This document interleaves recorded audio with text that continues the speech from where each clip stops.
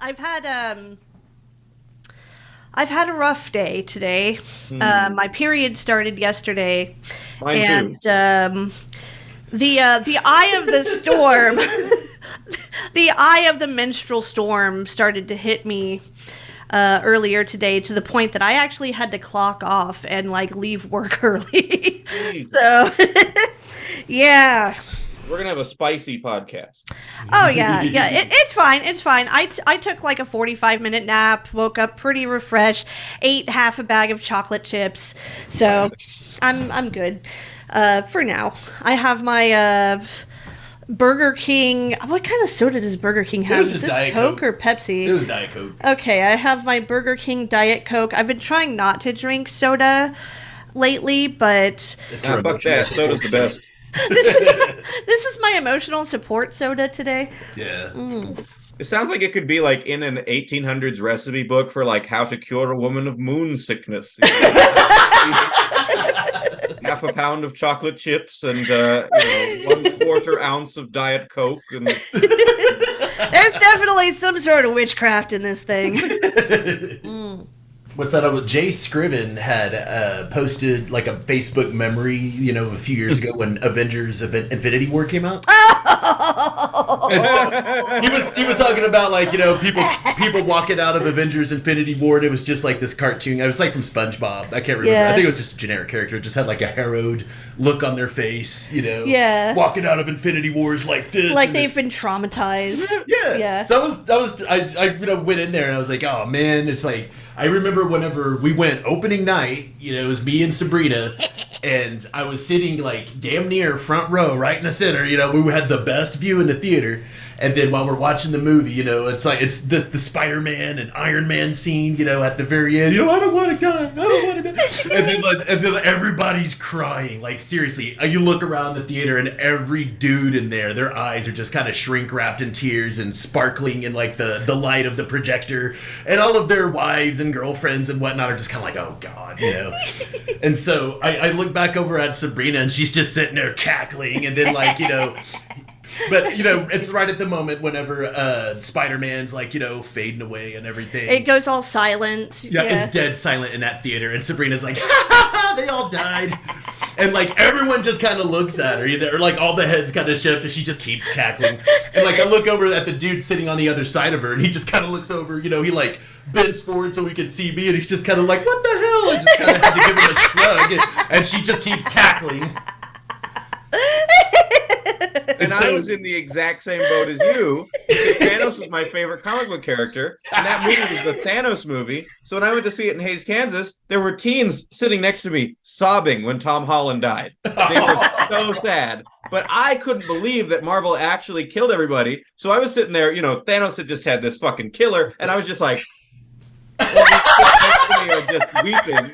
But that's my favorite Marvel movie. It's never going to get better than that, and it's exactly Since this is an audio format, Noah just made, I can only describe it as, if you've ever watched What We Do in the Shadows, the face that Colin Robinson makes when he's orgasmically feeding on other people's negative energy.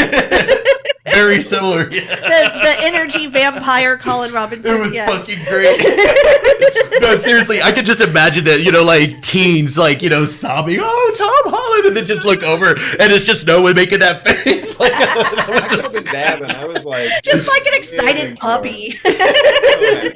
No, I'm screenshotting that face, because that is just the perfect Schadenfreude face ever. The thumbnail is just.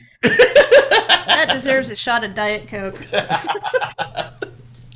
Oh man, but that was freaking great. I was just both of y'all, going to trying to see a cheesy movie, with y'all, and y'all are not only rooting for the villains, but getting immense pleasure off everyone dying. Oh yeah. He's a great villain. He's perfect. He really is. 6 chins. I mean,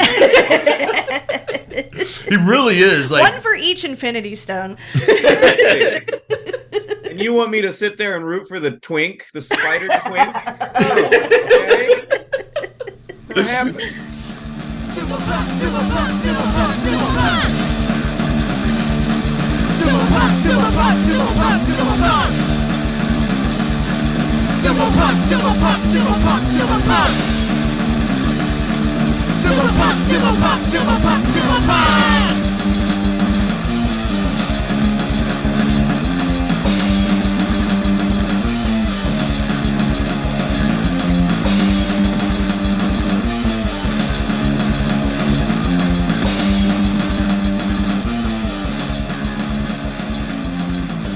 Hello, I am Dr. Sabrina von Lickenshaft.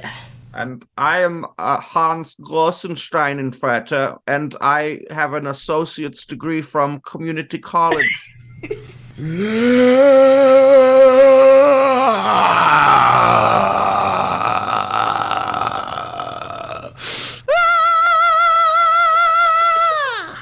And this is my finest creation. And this is Sumo Punx. I think there, but I think we got it in one, guys.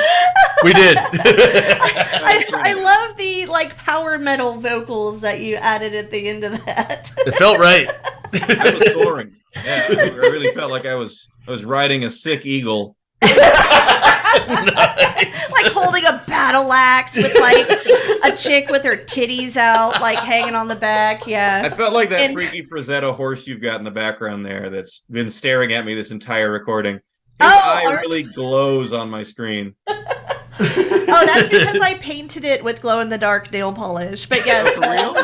the horse head mask with the Viking helmet on top of it. It's actually an evil unicorn. It's got a horn. Oh, okay. Yeah. Have you guys seen that old Fuseli painting called The Nightmare? Yes, Yeah, yes. that's where we're at right now. That's Pretty much. I actually bought that so I could get into a concert for free. It was like a horse-themed concert. Oh yeah. okay.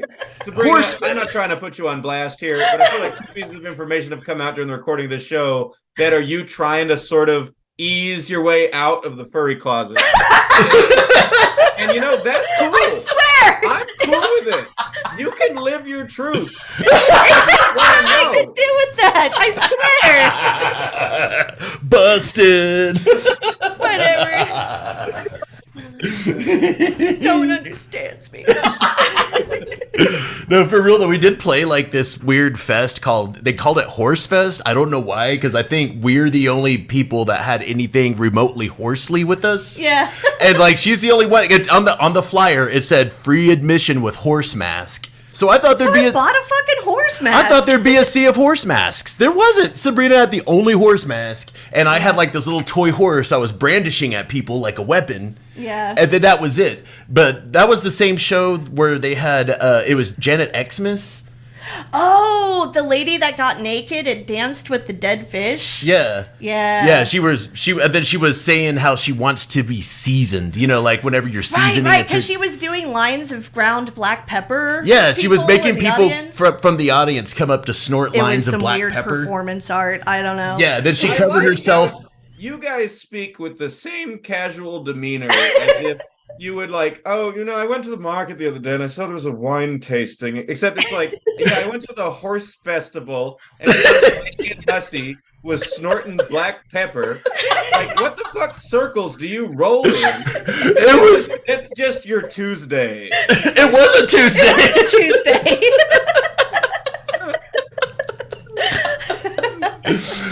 And then there was Bob Hat. So Bob Hat was wearing a green jumpsuit with kind of a bandit mask. So he looked like the Riddler.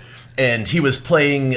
He did a couple of free jazz. I remember. He did free jazz with that drummer dude. That's all badass. That Stefan plays with. So we did some free jazz. Then he did some harsh noise, and then he just kind of rolled around on the ground playing a saxophone, and then just kind of got up and started I wouldn't say beating people up, but he just kind of started moshing. Menacing people. He was menacing people with his He was- saxophone. He was channeling the spirit of a lizard demon or something, and But yeah, it was performance art from hell. And then I think you guys are gonna have a great time when you come down to visit us this summer. Absolutely. I'm terrified. Anyway, if you haven't figured it out by now, we have the illustrious Noah Wellbrock-Talley with us on this episode. Illustrious because he does a lot of illustrations that are quite fabulous of our favorite pro sumo wrestlers. Have you done any Amazumo recently? No, never.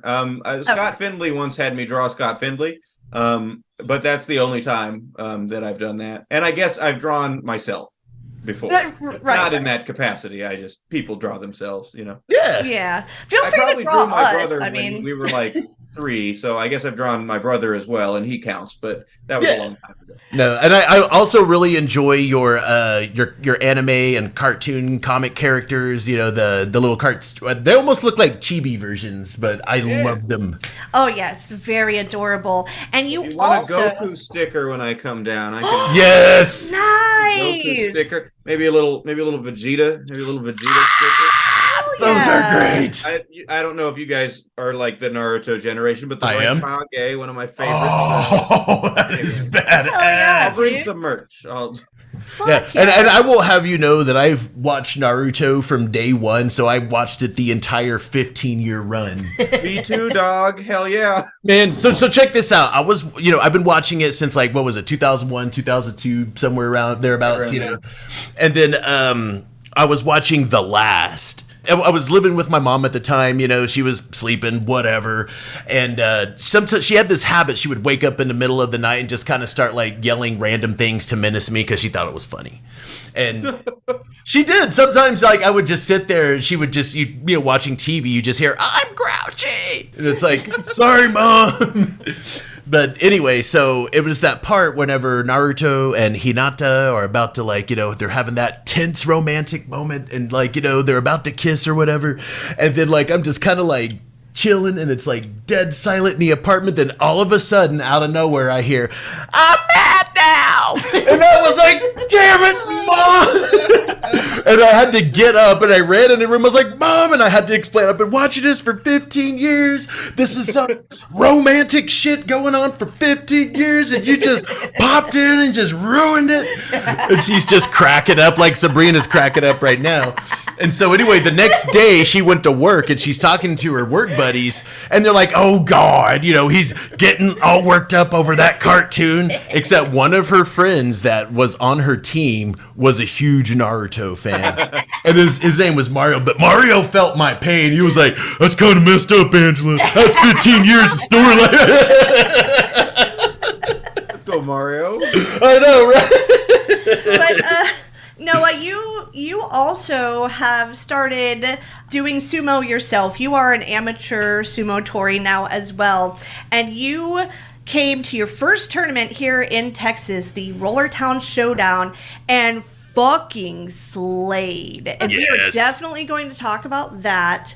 But first, we got to do it, the upcoming events. May the 4th, the Yokozuna Cup by Chicago Sumo Club. This is being held at the One Fitness Center. In fact, the One Fitness Center is closing. So this is Chicago Sumo Club's love letter to this facility before it goes the way of the dinosaur. It's at 24 Tyler Creek Plaza. There is a $20 entry fee, doors at 6 p.m. and bouts at 7 p.m. So it's a nighttime affair. Oh, there need to be more nighttime tournaments. I know. Hey, if y'all are listening to this and you organize tournaments, can y'all maybe do Stop making them so early in the morning. I know. Nate, you're an educator, so I give you a pass because you're always used to waking up early for your Hellions, but everyone else, why the morning? Why? May the 11th, the U.S. Sumo Open at Walter Pyramid at Cal State Long Beach. You can find out more information at usasumo.com. May the 24th through the 26th, the European Sumo Championships. If you want to know more about this, you should ask a European because we don't know. And there's like 2 different locations and there's 2 different dates because there's like several different divisions that have to have the 2 different dates. So yeah, something like that. So if you're in Europe and you know more about this, let us know. Ask a European. Yeah. June the 1st are the U.S. Sumo Nationals. We're going back to San Diego. Hono Sumo is doing it again. They're making shit happen. They're making movements. Things are happening. It's going to be badass. Sumo Nationals, June 1st, San Diego. Register now. And then June the 8th, the Milano Open in Italy. So we saw Italy actually have a sumo team at Worlds. Yeah. So they're actually getting a. Haven't seen a lot of sumo out of Italy until recently. As an Italian American, I am very interested in seeing what these Italian sumo tori have to offer. And yes, I'm doing the hand gesture. She's with doing both hands. All right, June the 21st through the 23rd. That's the second part of the European Sumo Championships. And seriously, the way that, I don't know if it's age divisions or weight divisions. I think they're age divisions. Ask a European. Ask a European. July 27th through 28th, the World Beach Sumo Championships in Baku, Azerbaijan. Still don't know what the if there's any rule changes, but maybe it's just sandier. I think it's just more sand. Yeah. And then, it must be very uncomfortable to get sand in your mawashi. You know, as someone that practices or has had practice at a volleyball court, I can attest to that. Yeah. August 3rd and 4th, the Scottish Sumo Open in Glasgow, Scotland. Let's fucking go. All right, everybody better turn out for that. Whoa, how did you do that? It sounded just like Scott Finley. I was just going to say that. That was wild. It's like, I thought you hit play on a recording or something. I was like, what the? Scott? I got a million accents, and I'm only going to do the white countries on this podcast. That's probably I have to say best. the German one was good. And the Riverfront Open, June 22nd in Grand Rapids, Michigan. Hell yeah. If you want more information about this, I highly suggest you contact someone from the Midwest Ichiman. If you do want to know anything else about the world of Amazumo, you can always check out sumo411.com, who is run by the illustrious Kellyanne Ball. And now back to our first of our two subjects for this episode, Noah Wellbrock-Talley, one of the most amazing sumo tori to jump into the U.S. Amazumo scene recently, getting silver at the Rollertown Showdown earlier in April. What was the date? I think it was the 12th, right? Is that when the 13th. Rollertown was? 13th, 12th and 13th, yeah. Dude, you totally blew everybody out of the water. When I heard that was your first tournament ever, like ever, I was completely flabbergasted. Like, how long have you been training? I know you guys started your own club up there in Kansas, Sunflower Sumo Club, right? When was it that you guys had established that? So I think I finished this will sound kooky, but I think I finished the dojo in November of 2022. So the end of 2022. And we had our first practice, which was me and my brother fucking around when the belts came in the mail in December of 2022. And then from that point on, we've averaged pretty much one practice a week for that period. So we've done it for, a year and what is that? 4 months, something like that. With relative consistency. Kansas it's not the coldest state in the union, but we were doing sumo in 30-degree weather in the beginning, which was a bad idea. I do not recommend that. No. We've been doing it for a while before Rollertown, which I think people probably assumed we hadn't, because nobody's ever heard of us. We don't have social media. We don't have a logo. We're not even really an official club. Complete dark horse. Yeah, Just we're coming me out of and nowhere. all the random people I invite that I meet on the street in this small town that come over and want to fight in my backyard.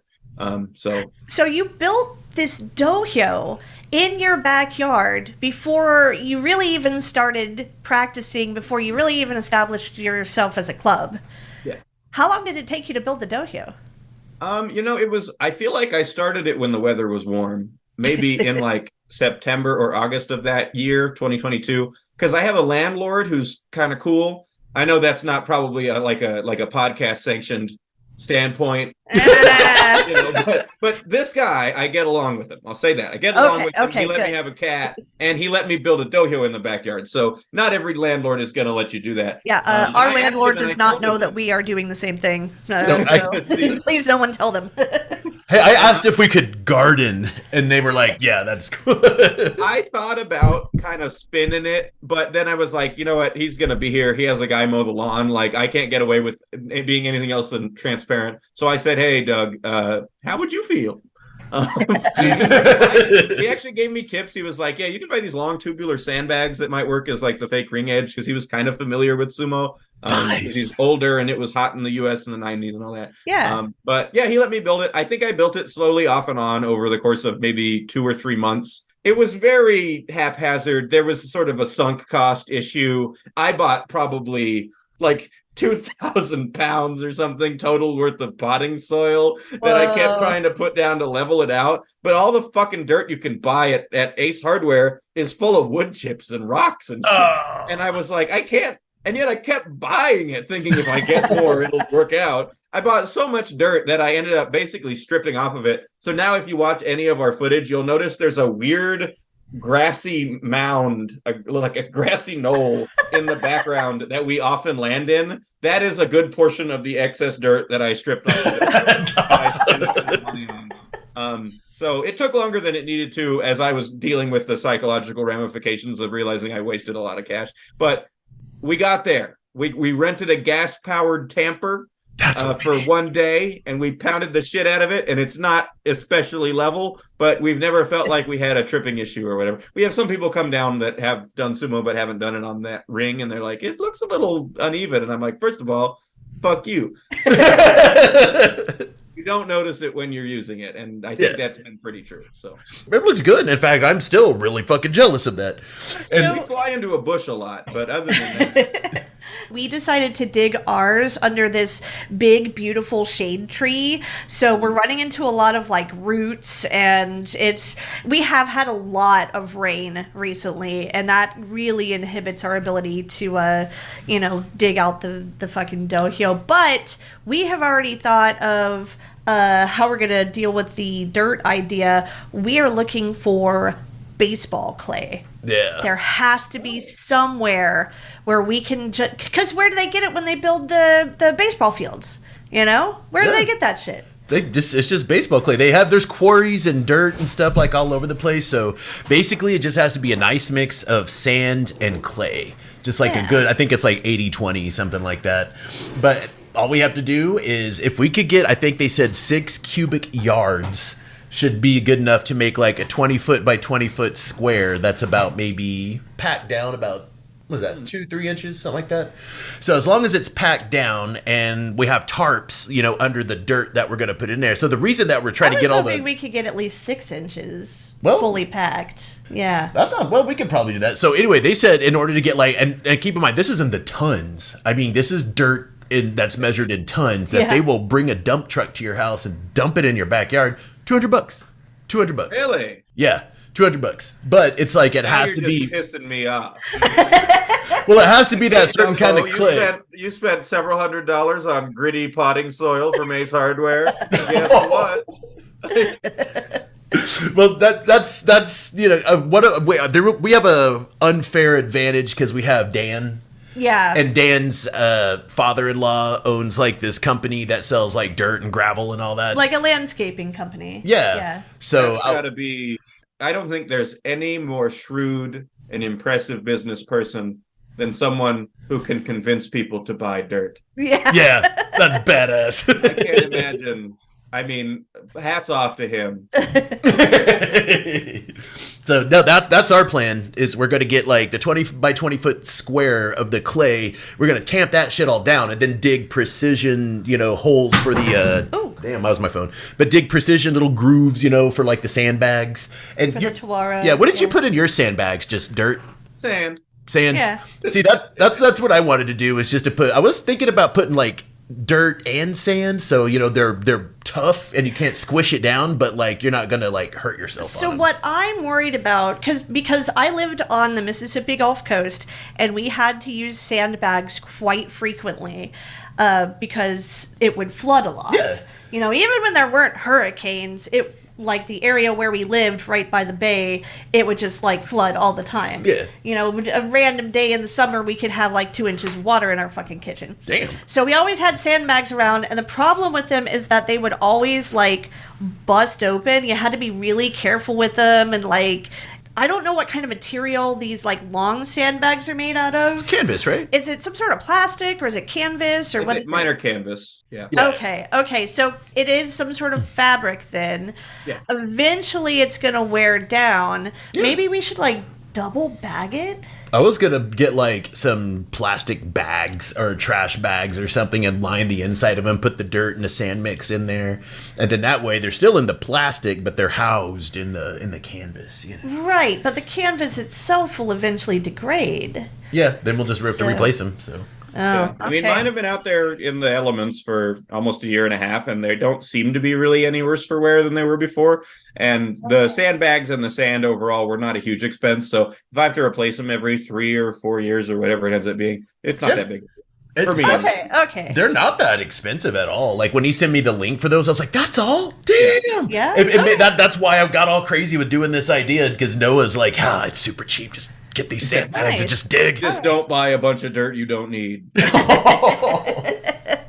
Yeah, I think we should really, once the weather gets better, I think we should really like buckle down and start. And then get the sumo club to come and help us dig. Yeah, People. We have all these people in the club. I mean, they're going to be using it too. We might as well put them to work. Yeah, right? This is your training for today. What you're going to need them for most is tamping. Yeah. If you can get a ton of dudes out there with some kind of device each to tamp with, it will make that go so much faster than trying to do it by yourself, especially if you do not have one of those like super tampers. No, we're going to get the super tamper because you told us to like rent it. You said $150 from Home Depot for a day. And I checked at my local Home Depot. That was the exact price. Yeah. So no, worth it. That's what I'm going to do. We got a homie that has a rototiller too. And I think that's I what borrowed one from my dad. A must. That's a must. Yeah. All right. Did you happen to run into? Because I mean, you're in Kansas. It doesn't look like there's a whole lot of trees around your yard. But did you run into any root situations? Luckily, no. I did it kind of, I did it next to that bush, but if there's a tree in my backyard, it's more to the side, and it didn't hit me with anything major because I didn't want to build it too close to a tree. Because I mean, we've had some pretty major expulsions from this ring, and I didn't want anybody getting flung into anything too tough. We hit the fence sometimes. That's not the greatest, but so no, we luckily didn't have that. That sounds like a real bear. Yeah. Well, we're about like what 8 to 10 feet away from the tree. Yeah, it's a huge tree. So it still provides shade where we're putting the dohyo, but it's not just the tree roots. There's a lot of like invasive like privet, which is this really woody fucking kind of bushy, viney sort of plant that the way that it grows is it like shoots out roots underground and then pops up new plants in other places. So that's been one of the huge issues, and we have run into some tree roots as well. But if we can like get something mechanical to just like chew right through all that shit, then that's going to make this go a lot faster. Seriously, we get the rototiller, we get the hole dug, and then we get the tarps and put the tarps down where we want them to go. Then we get the dump truck full of dirt, and then we tamp. And then, I'm getting excited. Then we get the money. Then we get the khakis. Then we get the chicks. Okay. So you built the dohyo in your backyard, and it was just you and your brother at first? Yeah. Do you have other members of the Sunflower Sumo Club now? We do. So it was me and my brother at first, and then pretty early on, my buddy Jacob started to come down. He was a former roommate of mine, and he actually is the only other person really in the club that kind of actively follows at least live sumo. And so he was down. He used to be a professional wrestler in the area when he was younger, but he had to quit because of a knee thing. And he was like a real acrobatic, like flipping and dipping kind of guy at the time. Nice. I love pro wrestlers who start doing sumo. Well, he was fun because, at least at that time, he was like the one guy in the very beginning who had zero concern for his personal well-being. And so he would just, run full at you, and he would he was really flexible and would bend and twist in all these interesting ways, which made him kind of good for that early training. He has had different things that have made it harder for him to come to the club as much. But after that, we got my buddy Paul, we got my friend Malik sometimes, but the most consistent people are me, my brother. The third guy is Ian, and Ian is a friend of mine that I kind of met around the same time I started doing sumo, and he joined in regular practice in probably June of 2023, and has been there basically every week since then. So me, and my brother are super consistent. And then my buddy Paul lives about an hour away, but he comes up pretty frequently. He's there maybe for the last few months. He's been there every other practice or so.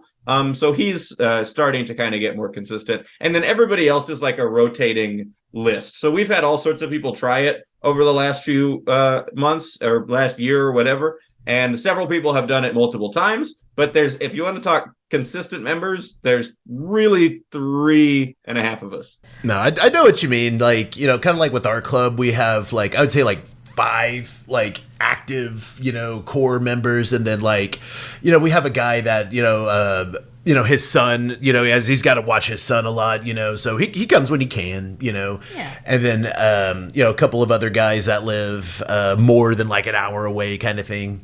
So, no, I know I know what it's like. And plus, you know, whenever we used to practice at the volleyball court, you know, outside, you know, that's, there's weather involved, you know. So, yeah, that was going to be my next question is, do you have like a specific day that you all get together to practice? And if so, how do you handle the weather interfering with practicing?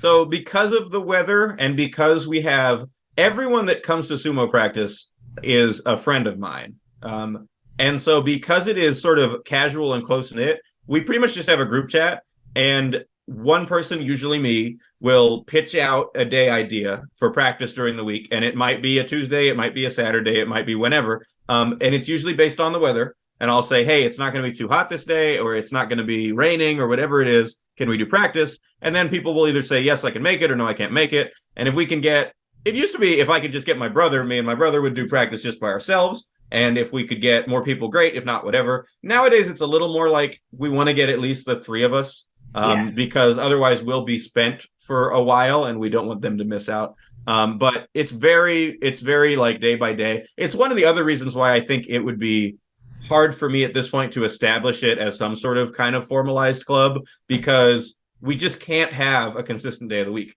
because we can't predict the weather. There's no real way around that at this point. Obviously, my ultimate dream would be to have a big tent that covers it. But if you get to tents that are bigger than 10 feet by 10 feet, they get prohibitively expensive. They do. Oh, yeah. We're talking over a grand. Yeah. And I have a telephone wire above the dojo that I think a tent might hit anyway. So it's kind of a difficult. We keep it tarped to keep the water off of it so that when because if it gets muddy and it's not at least 80 degrees out the next day, it takes quite a while to dry. If it gets muddy in the wintertime, it will be muddy for like 3 weeks. And that's assuming it doesn't rain again, which is a real pain in the butt. Over the winter, we had an indoor venue that we got. There's a place in town you can rent out where we had like a pool noodle ring that we were doing on AstroTurf, but it was better than nothing. But I'm hoping to go back to just consistent outdoor practices for the next several months. It just depends on weather. It's been raining a lot here lately. The reason I haven't done any practice since Roller Town, because I took the first week off because Roller Town kind of got my hip all funky. And then I was out of town last weekend when we would have had a chance. And now it's been raining all week. And I'm going to be out of town this weekend. And it sounds like they're going to have a big practice without me. Malik and Jacob and Max and Ian and Paul all going to be there for a big sumo session. And I'll be in fucking Kansas City. No. Because we don't normally get that many people out in, that happens only once every couple of months, maybe. So I'm jealous, but whatever. They need to learn because they need to catch up. Fuck them. Come practice with us. I'm really curious though. Noah, how the fuck did you get so good? What kind of practice are you doing? Especially with your techniques. Like, did you have someone teach you how they feel, or did you just kind of see the videos and try them yourself until they felt right? Or do you just do conditioning training, or do you actually practice the techniques? What's going on here? So here, if I can be a representative of any idea, and I don't want to talk like I've earned much. I really don't, because this is no shade to anybody else, but I did not have the hardest schedule at Roller Town. If they gave me the same schedule that Hayden had, I would not have had a second place. I would not have had 14 wins. I fought mostly people that were around my weight, some a bit above, some a bit under, a couple that were a lot above, but not very many. I think they probably paired me with people that were maybe a little bit newer to it, or a little bit, maybe a little bit less serious about it. I don't know. But I wasn't fighting Jay Scriven, these guys that I see and I'm like, these guys really, really are like into it. Scary, scary dudes. Yeah, I know the only loss that you got, I think, was to Kyle Ferreter. He's one of the scary dudes. Yeah. When he swapped out for Jamie, I was like, Jesus, I hope I don't have to fight him. I told my brother, I was like, I said, if there's anybody today that I don't want to fight, it's Kyle Ferreter. And sure enough, I had to fight Kyle. But Kyle was a really nice guy. I talked to him. Oh, hell yeah. And but no, I think, like I was saying, if I've earned any credit at all, and I don't think I've earned that much, but maybe I've earned a little. What I want my message to be is that if you want to get okay at sumo, you like decent, what is in maybe one of, if not in a way, the most important thing other than consistent practice is that you watch sumo. Because here's the truth, people. I don't work out. I'm not an athletic or a fit person. I don't have any of that stupid David Goggins like willpower mantra shit. I don't care about it. I don't subscribe to it. I don't like it. I'm an old chunk of coal. I go to sumo practice every week, and that is the extent of my physical exercise. And in my downtime, I watch hours and hours and hours of old sumo per week. And I've done this for like 5 years almost now. And the trouble with amateur sumo in the United States is that everybody, and it's through no fault of anyone's own, everybody has to build sumo up from nothing, really. Yeah. Right. Because until Yamamoto Yama came here, which is awesome, there weren't direct voices of the sport that were training and guiding people in most clubs. We had people like John Jacks, who had the authentic experience and who have all that knowledge and experience, but they're still, he's in Hawaii most of the time. Not most of the clubs are not in Hawaii. And, you can communicate with them online, but it's different. And so everybody has to kind of figure out sumo by themselves. And sumo is so vague in the way that it is played, and that's by design. There's not a lot of rules. There's not a lot that you can't do, and you can kind of get creative and figure out your own way to accomplish the goal of winning. But if you are not studying what the professionals are doing and really trying to be aware of what it looks like to really do sumo, then you're not going to be able to train, I think, in the most effective ways. You're not going to be able to develop moves for the right scenarios, to understand the postures, the positions, when something is going to work versus when you'd be wasting your precious energy to try it. And if you watch a shit ton of sumo, and there is so much sumo available to watch for free, I can give it to any. I got it all. Then it will help you be more familiar on this sort of like Tetris effecty level where you close your eyes and you can feel yourself looking like somebody you've seen on the screen. You can recognize when you're in this position that you've seen before, and you know what's supposed to happen from here, or you know what can work from here. Yeah. You are Wakami Sugi in that moment. They are Mie Naomi in that moment, and you can get the win from this position by doing what he did that day in 1978 or whatever it is. Yeah. That's one of the things that I don't know for other people, but that we know you really well for is just being a goddamn sumo encyclopedia. Like, you study it like you are the professor of sumo at Sumo University.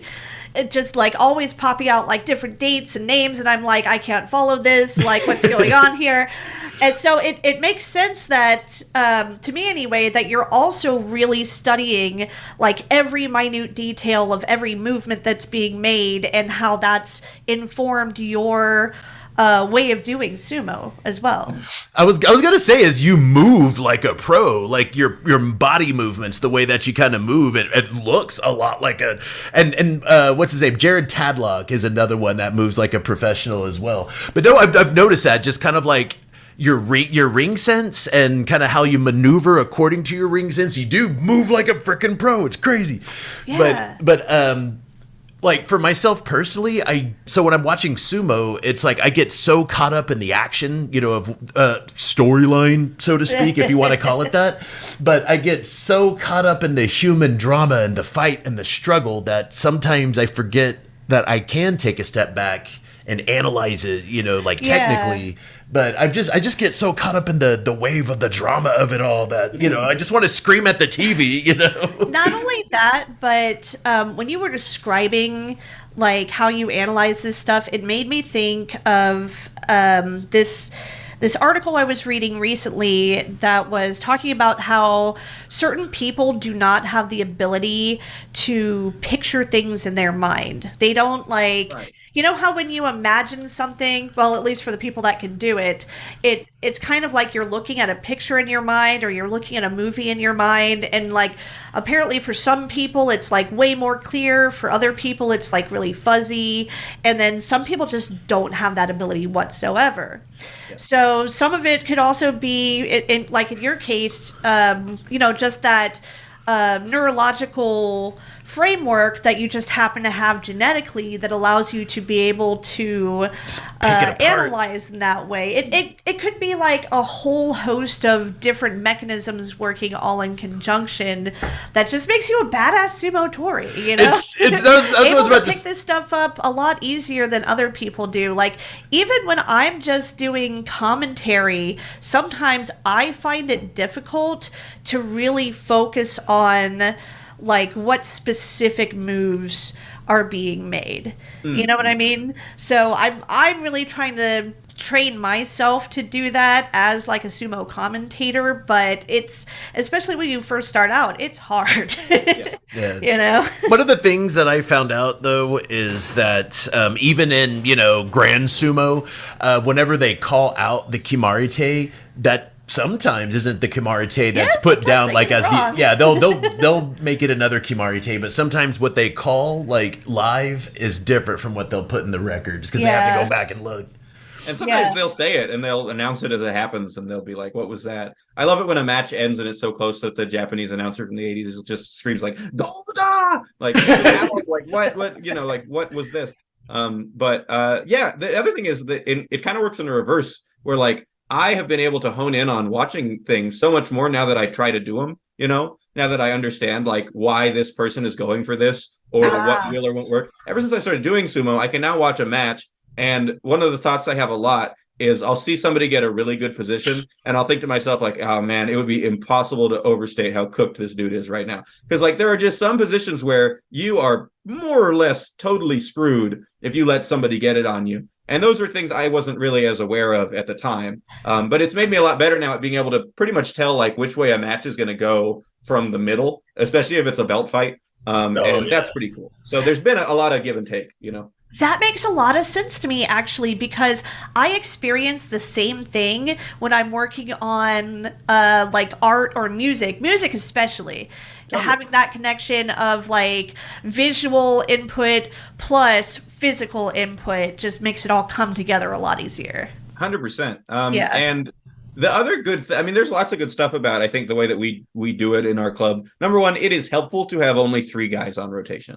Like I look at, like the Dallas club, which is so enviable in so many ways because it's so big and there's so many spirited and talented people there. And then I think about like, man, it would be hard to be the coach of the Dallas club because how do you take the time that everybody needs to tell them what they need and to work on, what they need with them? But me with just 3 guys, my brother and I go out to lunch and we have long conversations about what he's thinking about with his sumo, what I'm thinking about with his sumo, what we think he needs to try and nail or add to his toolkit or whatever. On Valentine's Day, my brother was out of town with his wife.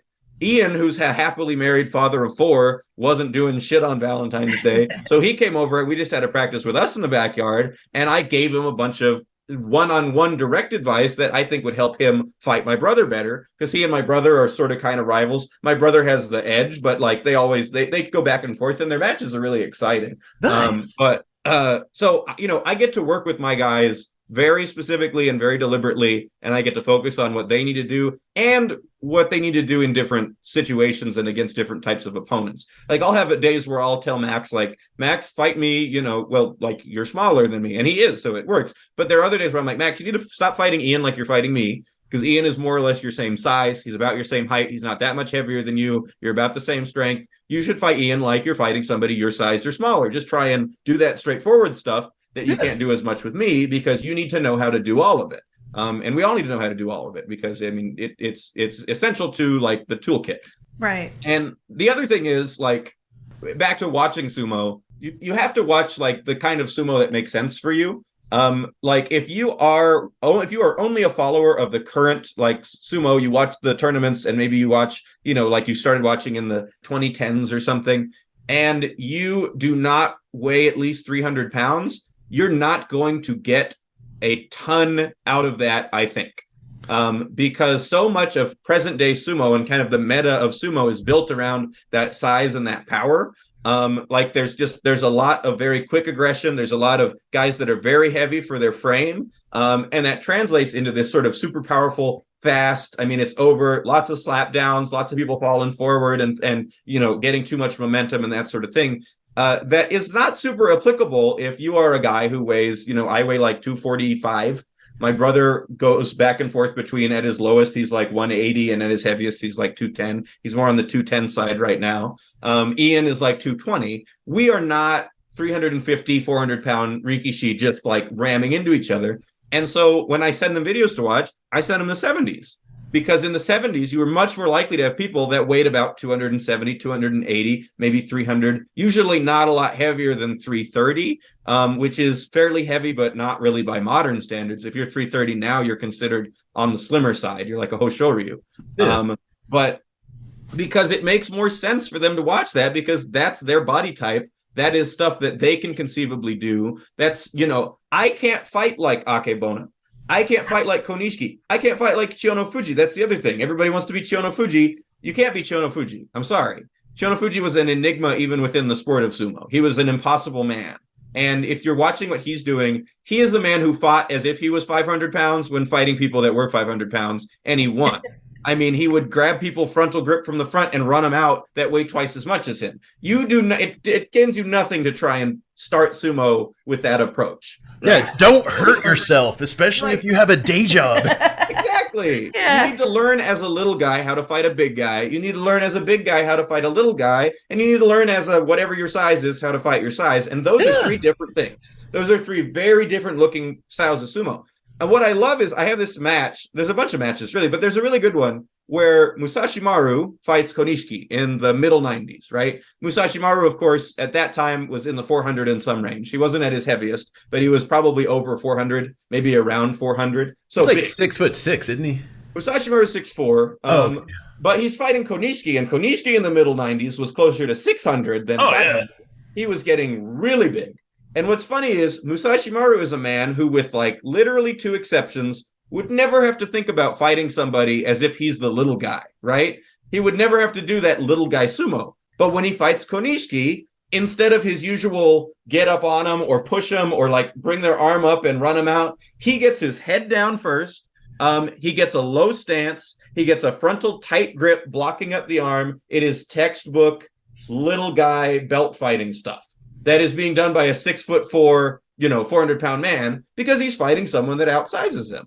And so you have to have that stuff in your toolkit, no matter who you are. And I think it's hard for people because, we have beggars can't be choosers with training partners, in amateur sumo in the US. I think if you're a big guy at a club who has a big guy training partner, you have a gold mine. Like, that's so awesome. That's where people I think that's why Jay and Caleb are so awesome. Oh, yeah. Because Jay and Caleb are two of my favorite guys to watch. And I've followed Mighty Eagle for like at least a year and a half. And Jay has gotten so impressive. And I like Caleb because he's one of the big guys that's more of a controlled fighter. Yes. Yeah. Like, he likes to slow the match down. He likes to stop it. Most of the big guys are just like, go, go, go, go, go. But Caleb is more of that, thinking man's kind of big guy, which I enjoy and I appreciate. And we need more of. And I think because they have each other at that club, there's a reason why Jay Scriven has become, for me, maybe my favorite amateur to watch in the U.S. in the last year. He's definitely one of my favorites. Hell yeah. He's so awesome. He looks like a Rikishi in what he does. That's how he comes so far so quickly. I got to tell him that. I talked to him very briefly at Roller Town, and I was kind of like as a fan. And I was just like, hey man, like I really like what you're doing. And fangirling for Jay Scriven. And he can be such a thorn in the side of, really like seasoned and big dudes. And so I think that's such a good thing. I want a big guy at my club to train against. I don't have one. I'm the biggest guy at my club. I'm 6'3" on Tinder, 6'2" in real life, and 250 pounds. So, not that big by sumo standards, but I have to still spend days where I fight my brother, who's 3 inches shorter than me, and 50 pounds lighter than me as if he's not. I have to fight him as if he's huge, because otherwise I'm not going to learn how that works and how to work that stuff. And if people aren't watching sumo, that might not occur to them necessarily, True. or they might not know what that's supposed to look like or how they're supposed to go about it, because we have to make it all up as we go along. And so, yeah, that's my soapbox. My soapbox is, guys, watch sumo. If you watch sumo, you can go get seated low at a tournament one time and get a silver medal. So if you're going to talk about somebody who is a lightweight, like an actual under 180 pounds, but they might be about 5'10", 5'11", like an actual lightweight, like whose sumo would you say that they should watch as a lightweight sumo wrestler? So if they only intend to compete in their weight division, that's one answer. If they intend to take on the big guys and do open weight stuff, that's another. But I will say, and this isn't entirely true, but I think it is largely true, I think there is sort of a lower threshold where if you are under a certain weight, you're a little bit screwed against bigger guys, even if you have a large skill advantage, because ultimately it is not very hard for someone even my size and strength, which is to say a fairly average strength for someone my size. Like I said, I'm not a workout guy. It is not especially hard for me to yeet somebody who only weighs 160 pounds. Yeah. It's just not. or to pick somebody up. It's one of those things where it becomes, if they get one hand on you, you're in trouble, even if they don't know what they're doing, unless you're really good. So you have to either be so good as to keep them off of you, or you have to, my advice would be, if you're interested in open weight, you should get above 180 at the minimum, but I would think 200 would be a better lower end to be effective against the kind of guys we had. But if you're really looking for like a dynamic lightweight who fought giants, then there's guys like Kyoku Dozan. Kyoku Dozan he's cool. He was in the early 90s. He was one of a trio of sort of lightweights. Kyoku Dozan was on the taller end, but he was very thin. And he had this Haruma Fuji style, like head first, extremely fast charge. And then he'd get to the side of people really quickly. That's key. If you want to try and be somebody who wants to pull out all the stops and do all the tricks and things, then, there's guys like Mai Naomi, but I think you'd probably get more from watching guys like Asahi Kuni. Asahi Kuni is, for my money, maybe arguably the most like influential or in some ways significant wrestler of the last 50 years. And he was an Ozeki in the 70s. And the reason I say this is because Asahi Kuni, that Asahi kanji can also be read as Kyoku. So if you ever can think of an Asahi or a Kyoku, it's because they most likely came from Asahi Kuni's stable after he retired. He was an Ozeki in the 70s, and he was known as the PhD of sumo because he had all of this knowledge and all of this technique and all of this crazy stuff. And when he retired, he formed a stable that produced the Yokozuna Asahi Fuji, who we all now know has come up with Teruno Fuji, Haruma Fuji, Midori Fuji, Takara Fuji, all of these incredible guys that have defined sumo for the last few years. But also, Asahi Kuni recruited and was the first stable master to bring Mongolians. He started it. So he brought Kyoku Shuzan, who, as far as I know, is the wrestler with the most different Kimarite to his name in a career. The extremely technical Kyoku Shuzan, Kyoku Tenho. He started the Mongolian invasion of sumo in the 1990s, and he helped train up those guys with his brilliant mind, guys that were never too heavy, usually, to become this force that then, of course, eventually people are like, oh shit, Mongolians are good. Let me get a Mongolian. And we get Asashoryu and Takuho, and we get all these guys. So Asahi Kuni has this huge rippling effect. But he was lighter weight. Takanohana the first, contemporary of his. Watching them fight each other, that's how you learn lightweight on lightweight. You see what's consistent. You see what you can do from those crazy, really like angled, tight, sideways things to work against guys that are bigger.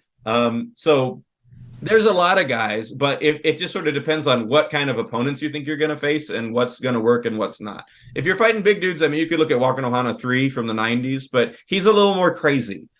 I don't think people should see the dudes that are doing the really buck wild nutso shit and think that's my starting point. It shouldn't be. It should always be stuff that's more basic and more, simplistic, but makes like sense. And you have to get the fundamentals first, 100%. And there's fundamentals in all those categories. There's lightweight versus heavyweight fundamentals, and there's heavyweight versus lightweight fundamentals and things like that. that you just have to have in your bag if you want to do that.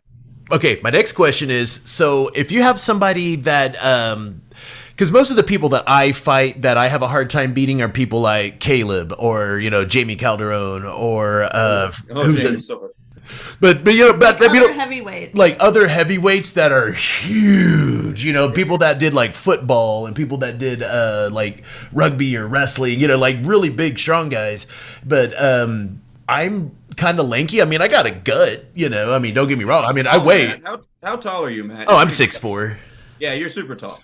Yeah. But my deal is like getting lower are people that people that do get lower than me. It's just like getting lower than them and being able to maneuver, while staying that low. But who would you suggest if you were someone built kind of like me, sort of Abi-ish or Ichi Yamamoto-ish in a way, having to fight some of these big hosses, like freaking, Jamie Calderon or Caleb yeah. or, Jay Scriven.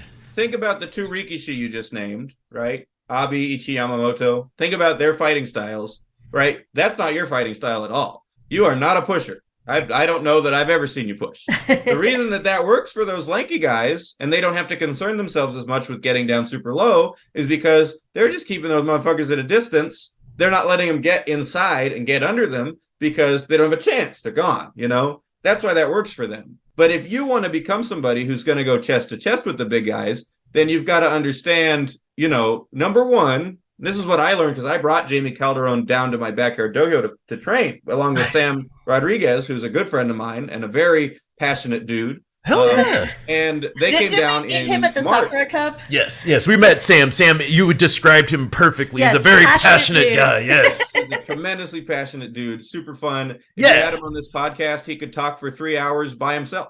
Yeah. And I hope he listens. Hi, Sam. But I brought them down to train, and what I learned fighting Jamie, because I was trying to do pretty forward stuff with Jamie, is that there is just a weight limit where a guy like me, even if I get in the position, I don't have the strength. I just don't have the strength to do the stuff from the position unless the position is absolutely so ideal that it becomes very difficult to get. And so if you want to go chest to chest with the big guys and you have a hard time staying low, a big part of that is going to be working on the style of tachi you do, because the tachi sets up your position. If you get low from the tachi, then you're sort of almost stuck low because you'll have somebody leaning on you. You'll have somebody bearing their weight down on you, and you don't necessarily have a choice to get higher. Or your head is wedged in a certain way that's going to keep you down there. So working on a tachi that'll keep you there is very important. But also, that leg positioning is everything. One of the big things I see in amateurs that I immediately think of as like, this is why you lost and this is why you're going to keep losing, is because people don't have their legs, pointed, their feet pointed outward and their knees bent and sideways. They're not crab walking. And the crab walk shit is so important. And I know it's probably really hard to do like aggressive suriashi, especially as your weight gets heavier. Like I couldn't imagine. I get tired doing suriashi at my size pretty quickly. But those stances are so critical because they'll keep you low. But what they also do is they maintain your balance. Because think about it, if your legs are straight up and down and you start getting rocked side to side, then you are going to get tripped over your own feet and fall down. But if you have your legs out and stable, then if you get rocked side to side, you can just give a little on this knee and bounce back up, give a little on this knee and bounce back up, and you're in control there. So I know that's like a big issue for you because you got that bum knee too. I know the bum knee sucks, but I think I might, if I get a better knee brace with like metal, that might be better. Yeah, get one of those Terunofuji. Yes, a huge metal knee brace. But so if you want to fight the big guys in the chest to chest way and win, then you've got to have that strength. You've got to have good leg positioning, and you could learn Gaburiori. It's a move that we don't see in America hardly at all. There was a guy at the Tennessee one that was doing it, and I was like, good for you, guy. And I didn't know who he was. But if you got down with that and could get lower, Gaburiori only works really well if you're under them, because it's a move about, that's the belly bump, It's a move about taking them from here and hitting them enough times that they get to here, because once they're here, they can no longer resist you, and then they start to go this way. I So, know that's like, not good for an audio medium, but for you basically, guys, you know, like forcing them to stand up by moving them with your belly. exactly. You Yeah. hit them a bunch of times rapidly. People seem to treat it like every hit with the gut should be full force, but that's not the case. The guy for this is Koto Kaze. He's one of my favorite dudes ever. He's from the 80s, and it's the only thing he did. It's the only thing he did. In like 600 career wins, he only used 16 different Kimarite. That's an extremely low number. And the vast majority of them were Yorikiri, because it was the only thing he wanted. It was the only thing he went for. And he was arguably the most successful Ozeki of the early 1980s in the era of Chiyono Fuji and Takano Sato and all those dudes by just doing the exact same shit really well. And so, you know, there's lots of stuff. I mean, I would love to be able to, it's hard to just explain this stuff and talk about it, you know, without, but I would love to, every time I talk about this, I just want to throw a fucking belt on, Matt, and I want us to grab each other. I want us to touch on each other and to get better, okay? You need to come down here then, damn it. We have this whole other room. You can bring your brother, but you're going to have to come down here. We will feed you. And We'll feed you, we'll give you a place to sleep. And you just have to beat the shit out of us and help us beat the shit out of each other. We'll do it this summer. Do you film every match that you guys do? Almost everyone, yeah. Yeah, she does. Good, because that's one of the, I mean, we have a Google Drive of every single practice match that we've ever done over the course of the last like year and some change, from the most embarrassing like January 22 one or 23 ones to now. That we watch over and over again, and I know I watch a lot, because it lets you know what you're doing that doesn't look right, and it lets you know what you're doing that does look right, and you can look at it back and go, okay, because a lot of times with sumo, it's so fast that you do something cool or dope or whatever, but in the moment, you know, you weren't necessarily thinking about it, right? And you don't know why it worked that time and didn't work before, so the study is really good. But if you guys are filming all the matches, I would love to watch. I love to watch all the footage of every time I get an amateur clip on Instagram. I stop and I watch it. I enjoy it. And I'd love to watch any of that stuff. And if I watch the way that the guys are built, the way that the guys are starting to kind of fight, it'll help me. I could probably within, you know, I don't know how many practices or how many matches, but I would hope that within like 30 or 40 matches of a guy, I could say, hey, he should check out so-and-so, or hey, he should try this. Because this is what I think he's trying to do. Here's how he can do it better. That's really cool. We do post some of the matches on our social media. Like we have an Instagram page for. Yeah, I put the full everything on the Kurowashi YouTube, but we only have like 3 or 4 Keikos on there so far. Yeah. I did have one last question before we start talking about the Banzuke. What's the next tournament that you're going to go to? As a participant, hopefully none. Hopefully, I was not supposed to participate in Roller Town, and I did not want to. Because I am not a competitive person. I don't like competition. It makes me unnecessarily nervous. It makes me feel like things mean more than they should. And it has since I was a kid. I've just known this about myself. Don't really know how to get over it. Frankly, don't really want to get over it. I just want to avoid competition. But have you tried smoking a bowl beforehand? He's a teacher. I have actually never tried that. It's just not for me, competition. And so my brother was supposed to do it, is the thing. My brother entered Roller Town. He signed up. He's the one. He took his pictures and submitted them and all that. Because he was under the impression, and so was I, because I didn't remember or know or whatever, that Roller Town was weight divisions, like a regular, like most of the tournaments in the country.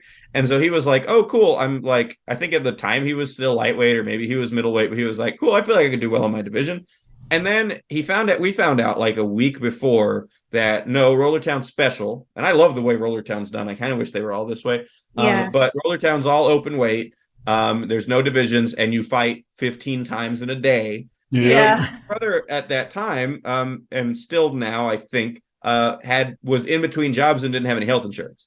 And so he basically went up to me and he was like, hey, dog, I'm worried that if I, at my 200, end up having to fight somebody like the size and the power of Hayden, I'm going to get hurt. And I can't afford to get hurt. And I was like, I totally get that. I can't argue with that. I understand. So he emailed Corey or whoever was managing, maybe it was Siggy or whoever was managing the emails, and he said like, hey, we're having some financial stuff that's making it harder to go, and I need to unenroll for these reasons. I think he mostly framed it as money in the email, but then they wrote us back and they said, well, if we were to put you up in our Airbnb, would you be able to come? Save you some money. And so Max then went back and he was like, hey, Noah, if you got to go down here and you didn't have to pay for a hotel, would you consider competing? And at that point, I said, fuck it, sure. Because it was like 2 days away. Yeah. And we had planned to go for months. And then I thought for 3 days we weren't going, and I was sad. And then we were like, oh, you could go. And I said, okay, fine. Because I wanted to meet Gagamaru. I wanted to meet Yamamoto Yama. What I wanted to do, what my dream for Roller Town was before all that happened, was I wanted to go kill it at the practice on Friday with Gagamaru and do the full training and meet all the people and maybe do some practice bouts with guys I'd seen online, etc. Meet Yamamoto Yama and go eat with him, and then try to get a commentator gig the next day. That was my goal. That's what I wanted. I wanted to sit behind the booth and do play-by-play. But instead, I ended up competing, and it was a fun experience. But I feel like all the stuff I got out of the experience that I really enjoyed, I could get just by going to clubs for practice sessions. That's all I want. I want to go to different places and I want to fight different people. I do not need or desire for it to be with any stakes at all, because I would have really liked if when Kyle beat me, I could have said, okay, Kyle, back in, let's run that one again. When I brought Jamie Calderon out, 500 pounds, I think we fought 10 times. I got him once, but by the end, my brother thought I was crazy because Jamie would, knock me, clobber me, throw me, squash me, whatever. And I would just get up and be like, do it again, do it again, do it again, do it again. Because I needed to learn. I had a big guy in my backyard for once, and I needed to learn. And when you do a tournament, you get one shot at it, and then that's it. And sumo's so hard with that because so much about sumo is, your head-to-head against somebody doesn't mean anything if it's just 1-0 or 0-1. Like, if I had fought Caleb Backus 5 times, I do not have any reason to believe that I would have beat Caleb Backus even a single other time. With, just the way that he's built, the way that he fights, and the way that I fight. I had a plan for round 1, but if we fought him a second time, I'm sure he would have adjusted to my plan. Things would have gone differently. So, that's what I want. I want people to have the chance to adjust and me to have the chance to adjust. I think that's how people learn. I don't think you learn a ton in tournament, and it just puts on a lot of stress for me that I don't appreciate. Yeah. And I'd rather just go to Keiko's and go to practices and bring people to my house to practice and stuff like that. That's just my personality. No, gotcha. I feel you. In fact, one of the reasons that I like tournaments is mostly the social reason. I don't ever really do well in tournaments at all. I do my best sumo at practice at Keiko. Yeah. That's whenever I get into my groove, I'm able to do as many bouts as I need to kind of get to where I feel right. When I do tournaments, I always suck my first couple of bouts, and then after that, I'm either out of my division, or if I go to open weight, I'll do better in open weight. But typically that's what I do. I suck in my weight division. I do great in open weight. But honestly, I just like meeting everybody. I like being, at the tournaments, and I like fighting. But you're right, that whole competitive, oh my God, everything is riding on this right now, and that gets stressful, and yeah. I get that so much. But I love sumo. I love doing sumo. But we have a member of our the Kurowashi Collective that also feels that way.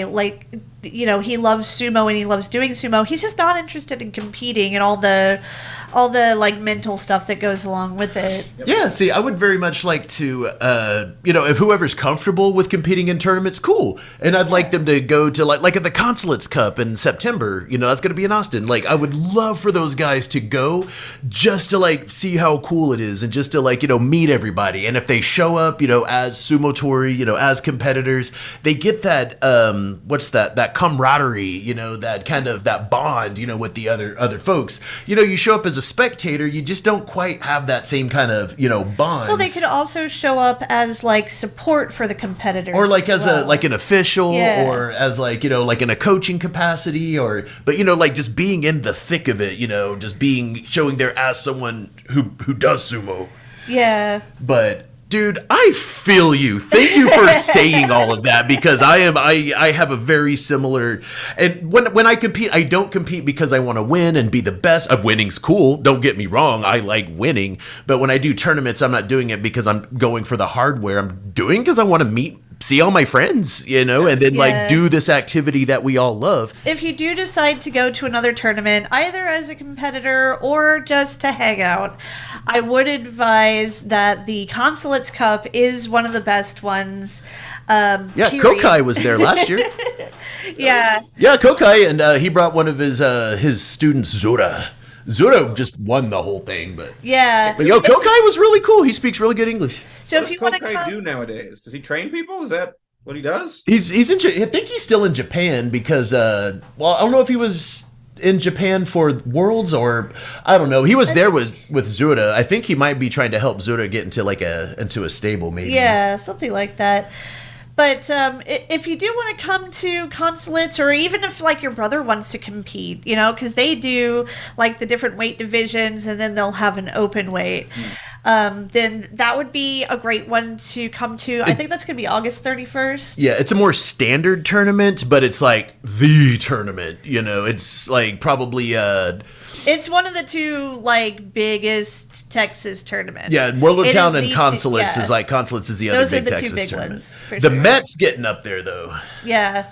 I'm reasonably certain I'm officiating a wedding that same weekend, but I will be happy to go. And I do hope to go to more tournaments, but I hope to do them as a coach. Yeah. I would take much more pride in saying, hey, I took these guys who don't have any wrestling experience and don't even really pay that much attention to sumo, and I made them into something that is competitive and that can win. I would feel a lot better if my brother had fought and taken home a medal, or if Ian had fought and taken home a medal, just to say, hey, look, I taught him something. Because I'm a teacher. I want to teach them. Yeah. That's how I do. But so I'll be places. Me and Max will be places, and hopefully Ian will too. And those guys are good, man. If you weren't there for the group practice, but my brother has way better stamina than me, because he's actually like a gym junkie a little bit.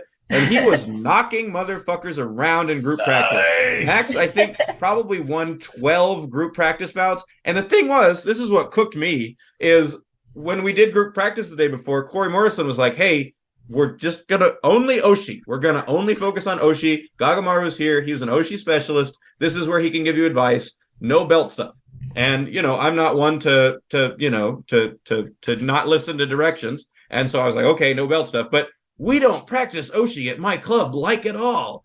I do it a little bit, but not very much. My brother doesn't do it at all. Yet, despite that, because it just so happened that the last 2 weeks before that, my brother had started to integrate this head tachi.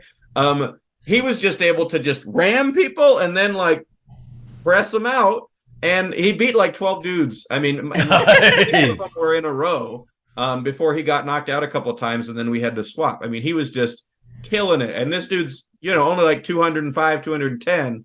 Like, that's my brother's badass. legit. He doesn't beat me enough, but he's legit. So, I was very impressed. That made me really excited to see him.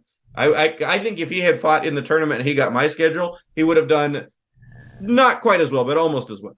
He would have done really well. Well, we can't wait to see how he does in the next tournament he goes to, whichever one it ends up being. We'll definitely be rooting for him. But I think it's time to go ahead and switch gears here. We did just have the Banzuke come out yesterday. It was out a little bit late because the day that it would usually come out was Showa Day. It was Showa. Oh, it was Showa Day, wasn't it? Yes, Showa Day it's fucking Golden Week right now because One Piece is on break again. God damn it! Yeah. Oh, it is Golden Week. Golden Week. Yeah, there's a lot of. There's a few different holidays during Golden Week as well. I know Children's Day is coming up as well, but Showa Day is just it celebrates the emperor who was emperor during the Showa period, which was like 1928 to I want to say sometime in the 1960s. Yeah, Hirohito, guys. Yeah. So I was about to say that fucking emperor. That's what I was about to say. Is there's some people that told me that Showa Day is kind of like a kind of a day of reflection. Kind of a solemn sort of thing. Yeah. And then there's some where Showa Day is a very rambunctious nationalistic holiday in some circles. But... Yeah, I guess it just really depends on who's celebrating it. But speaking about controversial holidays, today, the day we are recording this, May 1st, is International May Day. So happy May Day, guys. Yay, I'm a worker. Yeah, workers' rights and stuff. Start a union. Unionize the Rikishi. But speaking of those Rikishi, we're going to go ahead and take a look at this Banzuke that just came out for the Natsu Basho. These Natsu. So we're going to go ahead and start at the bottom of the Banzuke first with Tsurugisho at Maegashira 17 East. Let me tell you, okay? I don't know if I've talked to you guys about Tsurugisho before, but he's a Rikishi that not a lot of people talk about.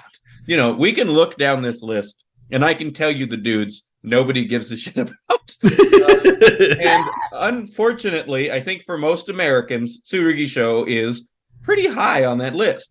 And the sad high part on the list of Rikishi that nobody gives a shit about. Yes, yeah, okay. Yeah. I guess if you're high on the no gives a shit list, that's better than being low on the no gives a shit list. Who's low on the no one gives a shit list? Probably Kagayaki. Well, people almost hate him so much that they kind of give a shit about him. But, I would say the number one is probably Ryuden, but for different reasons than his sumo's not the greatest either. But he's actively despised. I'll tell you, I couldn't recognize Chura no Umi in a lineup. I have no idea. I really don't know who that man is. But anyway, back to Chocolate Daddy. He used to wear a beautiful brown belt and now wears a black belt. Tsurugisho has been one of my favorites for one main reason originally, and it's that there was an interview that Tsurugisho gave where he claimed that I think it was when he got promoted to Makuuchi for like one of the times that he's been re-promoted to Makuuchi, and he claimed that he would do quite well in the division because he had 7 distinct styles of tachi that he would use to his advantage in that way. And you hear that and you kind of think, like, really? Just big heavy belt guy? You have 7 distinct styles of tachi? But when you watch him closely, he's kind of right. And my favorite one of those 7 distinct styles of tachi is the legendary, the rare, the never seen big man Henka. Because Tsurugisho is possibly the heaviest man in the top division at 420 some pounds. Yeah. And I see him fully jump out of the way of much smaller Rikishi, and then the move doesn't quite work. There's a match, I have it clipped, I'll have to find it, where Tsurugisho is fighting someone less heavy than him. He leaps out of the way. They don't lose immediately. Because when you Henka, you want someone to either fall forward or run out of the back. They catch themselves, and then Tsurugisho, in a panic, rushes to shove them out and finish it off, and ends up going belly first, and he wins like a hair. Like, it was the most, and then he stands up looking clearly a little ashamed in like a way that he's trying to play it up. I don't know. I love people who are a little delusional, and I thought that Tsurugisho was that for a long time. Tobizaru is that 100%. It's why I love it. Yeah. Tsurugisho had a little bit of that, but you gotta, 2 or 3 tournaments ago, Tsurugisho had one of the most spectacular performances for me that I've ever seen live, where he was having a shit awful start. He blew his fucking knee out midway through. I think he left for a day or two. And then he came back and he came back with like a Tsuridashi win over Hokuseiho. He hoisted 6'8", 400-pound Hokuseiho fully off of his feet and walked him out of the ring. And I'm like, homie, you were just out with a bum knee for 2 days, and now you come back and you are 800 pounds marching through the ring. This is insane. And he did it again like 2 days later with another. He just started lifting motherfuckers out, and he ended up getting like 9 or 10 wins. And I was like, dude, this is the most spectacular shit. So I will love Tsurugisho forever. I think he's amazing. I hope he does well. His career, there's no reason to believe he's really going to go up from here, but I am happy every day that he steps into the dojo. That's way more than you probably wanted me to talk about M17. That's fine. special favorite. So No, honestly, Tsurugisho is like one of the guys that I just kind of have like a strange affinity for. He's not one of the greatest Rikishi, but Sabrina and I are always keeping up with his shenanigans no matter what. Yeah, no, I'm a Sergei fan. Yeah. He did end up injuring himself last Basho, so that's why he's sitting at Maegashira 17 now, because he had to sit out a lot. But I haven't heard that he's gonna be sitting out any time for this Basho, so hopefully he's healed up by now. I wish him well. Yeah. So moving on, we have Takara Fuji at Maegashira 16 West. Takara Fuji actually took a little dip down to Juryo in the last Basho. His first time not being in the Makuuchi division since November of 2012. crazy. Yeah, but he's back up there now. He's a fan favorite too. There are definitely people who've been following Takara Fuji for quite some time. They like his legs. Yeah, he's got one of the best asses in sumo. He does. Oh yeah, absolutely. He was definitely ranked pretty high up there in our Valentine's Day best buns on the Banzuke competition. But he's getting up there in age. He's what is he, like 37 now?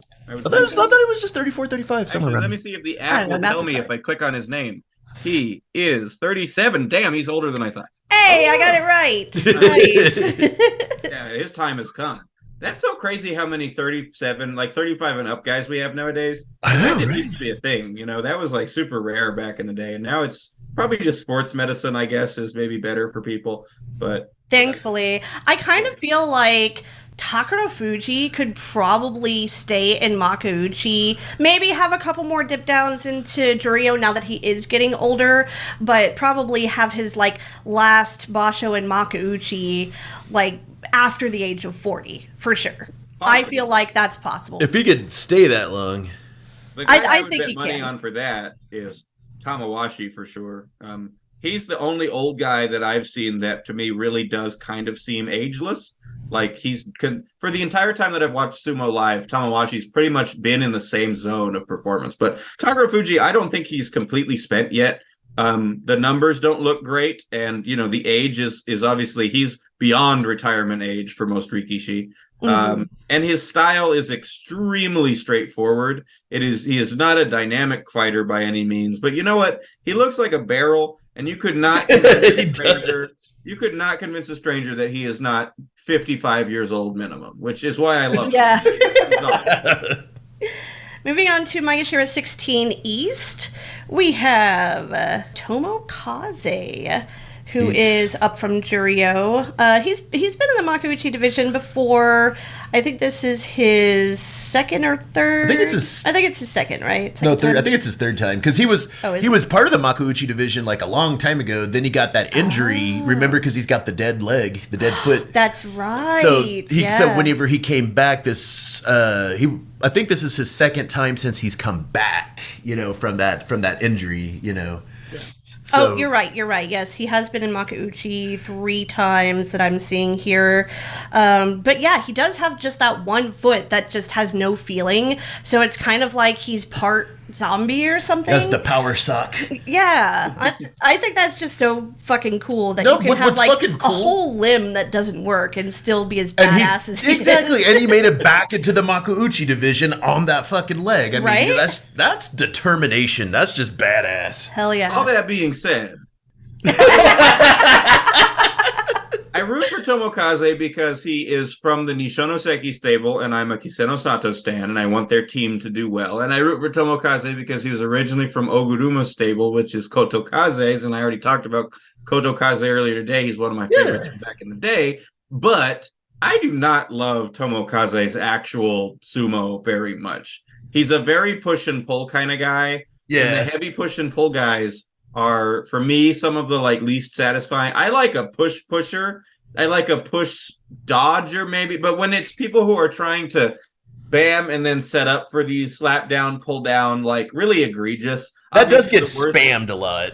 Right. The worst example is Tohakuryu, who's the one Rikishi I say I actively do not like. Everybody else is cool and worthy of respect. That man I just cannot stand. But Tomokaze is in that family in a way. Yeah. And I get it. He's old and he's tired and he's not even that old, but it's just it's hard for me to root for him sometimes. I get you. But man, I know what you mean with the push me, pull me style. Like I just like, oh God, quit spamming that over and over again. Do something else. Chio Tairyu's whole fucking thing. When he got older. Chio Tairyu would hit with that huge tachiai, and then he would immediately go for the pull down, and it worked either 7 times or 8 times, which is how he was able to hang out in the goddamn top division for so long. You know what's hilarious is like whatever, because Chio Tairyu was in the World Championship Sumo thing at Madison Square Garden, and my old teammate Jared Tadlock, one of the guys that taught me, how to do sumo techniques, how to get my position low. One of my first sumo teachers actually used that pull down on Chio Tairyu and got a win out of it. Yes, because at World Championship Sumo, they do best 2 out of 3. And so he lost the first one. He got the pull down on Chio Tairyu on the second one. And then, of course, lost the third one because it's an old professional rikishi, Yeah. But it was so cool to see Jared just, like, get that win. I was like, ha-ha! That's awesome. All right, so Maegashira 15 West, we have Roga. The sweetheart of Futogoyama Beya, the sumo food channel everyone likes. Oh yeah. Have you been watching the sumo food channels? I have not. Is Futogoyama the one? That's Biyabiyama's right now. That makes sense. He's a big motherfucker. But no, I have not checked those out because they'll just make me... Either I'd watch them when I am hungry, which is like torture, or I'd watch them when I'm full, which is like a different kind of torture. Yes. So I don't think I could manage. So what it's they do have a lot of like keiko footage, and whenever they're cooking, it's not all cooking. It's mostly them just kind of harassing each other with the camera. Really, yeah. that gets pretty funny. Or they treat Roga like he's like would you say almost royalty? Like they have to tiptoe to go up into his room and say, "Roga, are you hungry? It's time to eat." So they're all like very ginger with Roga, and he's just sitting there like, "Where's my food?" Yeah. It's kind of funny, but I don't know. It's super endearing. If you have a light snack and could watch a couple of them, it's actually pretty funny. Is that the one with the one Rikishi who is like, oh yeah, I like men, and I'm always trying to flirt with my stablemates and stuff. Yeah, that's Futogoyama. Yeah, I can't remember his name, but I found that very endearing. Next at Maegashira 15 East, we have Toki Hayate for the first time in the Makuuchi division. And Toki Hayate, they have a picture of him on the Banzuke that is just so freaking adorable. I don't know if you're going to be able to see this, but his Keshimawashi is just like... If you click on his name and it shows his Rikishi profile, he has that little white puppy dog Keshimawashi. He looks like a little kid. He looks like somebody in like maybe middle school, like maybe he's 13, and he just has this cute little like puppy dog Keshimawashi. And I don't know, I like him. I like Toki Hayate, and I hope he does well in Makuuchi. Now he's a newbie, right? He's brand new.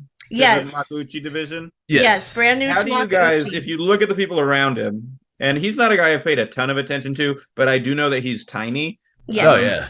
He's tiny and he's not as like whimsical as the Uras and the Enhos. Yet. How do you think he's going to fare in his top flight debut?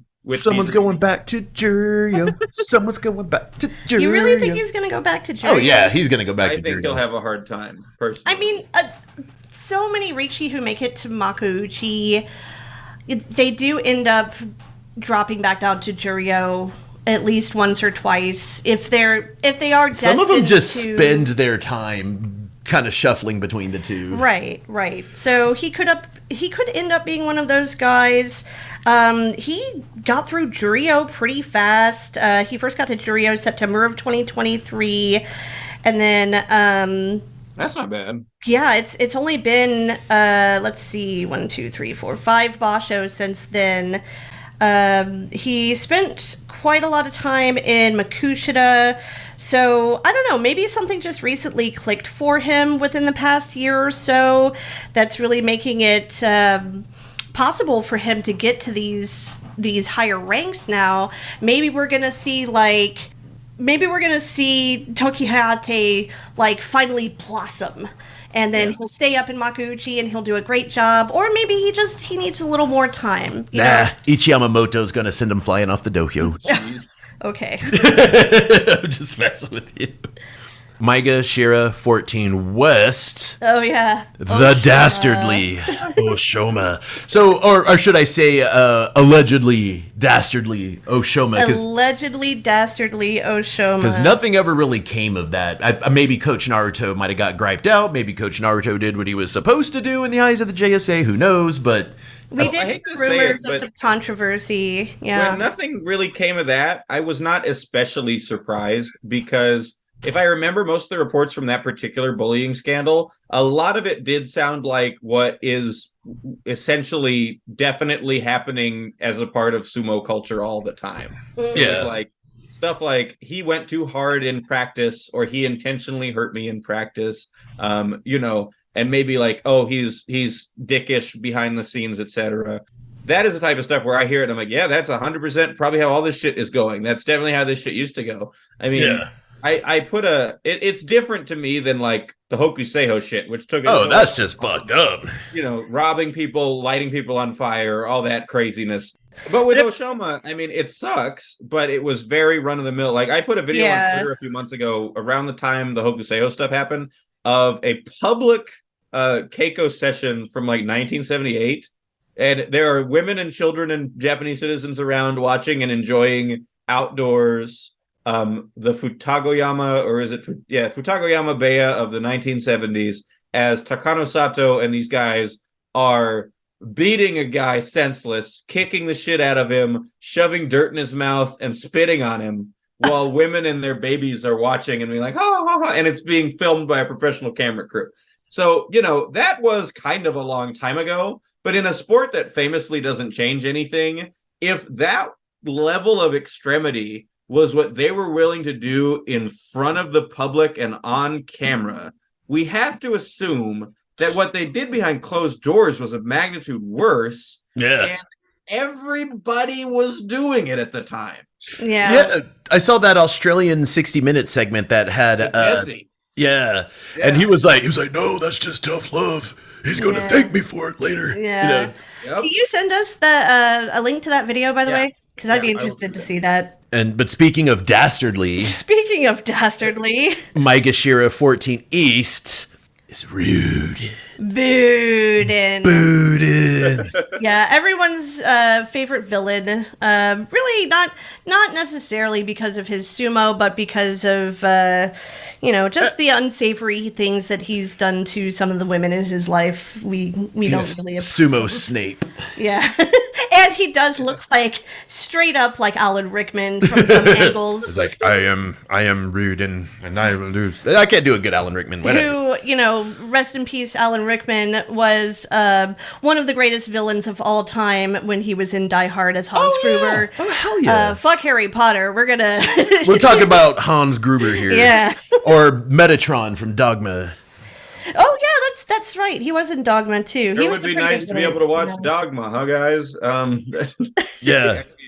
It's not available anywhere, I guess. Like on anything. Impossible. It's like legally impossible to get a hold of for reasons. But you're gonna have to find like one of your Gen X relatives like VHS copy that they recorded off the TV when it had like the cable version. And it's routinely on YouTube though. People will just upload it and it'll stay on for like a week or two and then it'll get deleted and someone will re-upload it. So it's perpetually on YouTube. All right, we've got a new podcast segment called Dogma Watch, where every week we report on if there's currently an episode or a version of Dogma streaming. Moving on though to Maegashira 13 West, we have Churin Umi, who you could not pick out of a lineup. Yeah, I don't know her. I don't know her. Churin Umi didn't move at all. Still at Maegashira 13 West, as he was in March. January, he was Maegashira 13 East. I guess Maegashira 13 is just Churin Umi's spot. Then we move on to Mitoryu, who's currently at Maegashira 13. Oh, he's back? Mitoryu? Yeah, he's in jury. Oh, yeah, really? and not only that, but they bumped him all the way up to Maegashira 13. He won the championship for Juryo in the last boss show. Oh, yeah. Yeah, so, That gives him a pretty big bump. Yeah, he was at Juryo 2. He won the Yusho for Juryo, so he got bumped up to Maegashira 13 East. He was one of those guys that was going like back and forth like since like 2021, 2022, somewhere around there. But yeah, he just kind of like hops, skips, and jumps around. Right. All right. Oh, Maegashira 12 West. Nishiki Fuji. Nishiki Fuji. He's, out of all those Isegahama boys, he's doing better. He is absolutely one of the Fujis of all time. He is. He's a Fuji. That's true. He is, isn't he? He was previously Maegashira 14 East in the last boss show.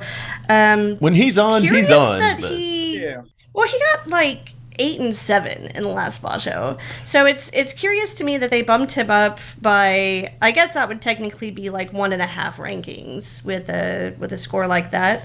But sometimes they'll take those guys and use them to like plug holes, so to speak, or like if they don't, if there's like, well, we don't want to demote this guy, we don't want to over promote this guy, so we'll just stick Nishiki Fuji right here. So I could see him doing that, especially since they switched to, I guess he's not Koto no Waka anymore, it's Koto Zakura. But Koto Zakura's dad, since he's the Banzuke guy now, he does things a little bit differently. So some of the precedents, that have been set by Issei Gahama's dusty ass have kind of gone the way of the dinosaur. Right. Going on to Maegashira East 12, we have Ichi Yamamoto, who's actually looking pretty handsome in his Banzuke picture, I have to say.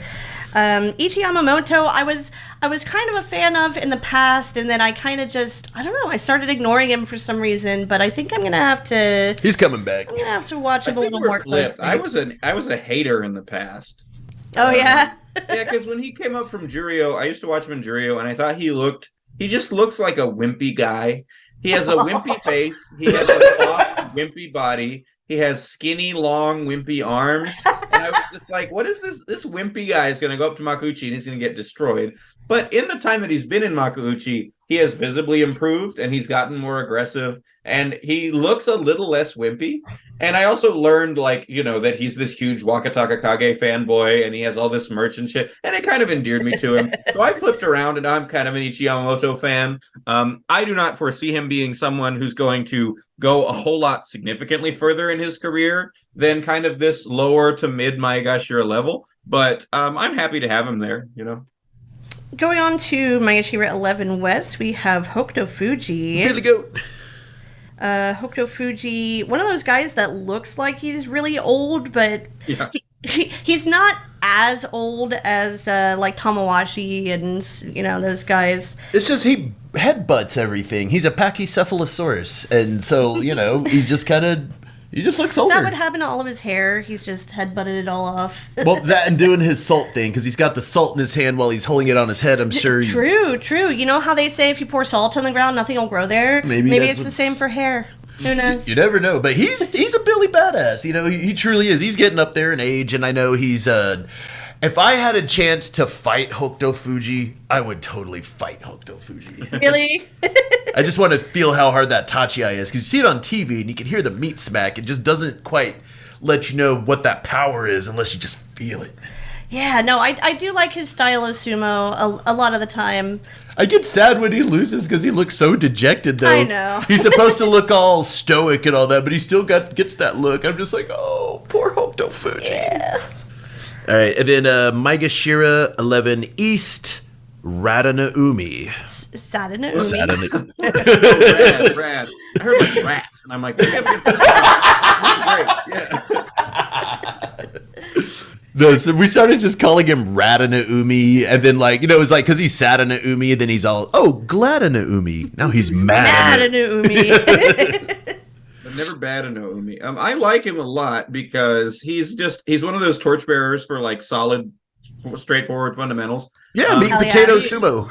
him and Koto Eko to me were of the same, cut from the same cloth, and I liked it that they were both up in the same division at the same time because they are guys that don't really weigh as much as you'd think they would for their fighting style, who just want to get like double insides and hug and chug, that Gaburiori. And if they got it, I mean, they would take out dudes that you would never expect. There's just so much power there, and it's so much fun to watch that kind of sumo still around. Oh yeah. It's not a brand, on a guy with that build that's going to get you up to Sanyaku at this age or anything, but I am happy to have this current Sadano Umi around for a while to keep doing his thing.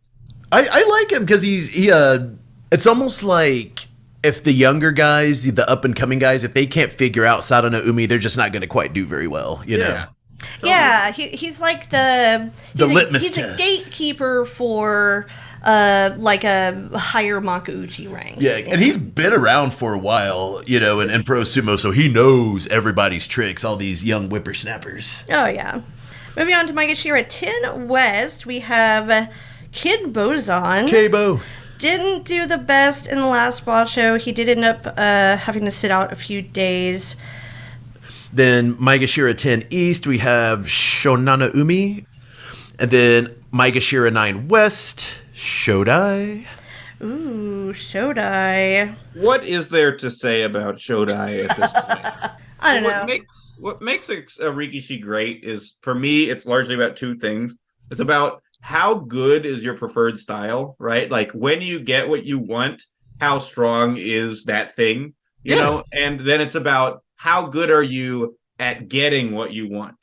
And the thing about Shodai is, Shodai to me is a unique, like really a unique wrestler in terms of fighting style among the current top division, because Shodai is a beltless grappler.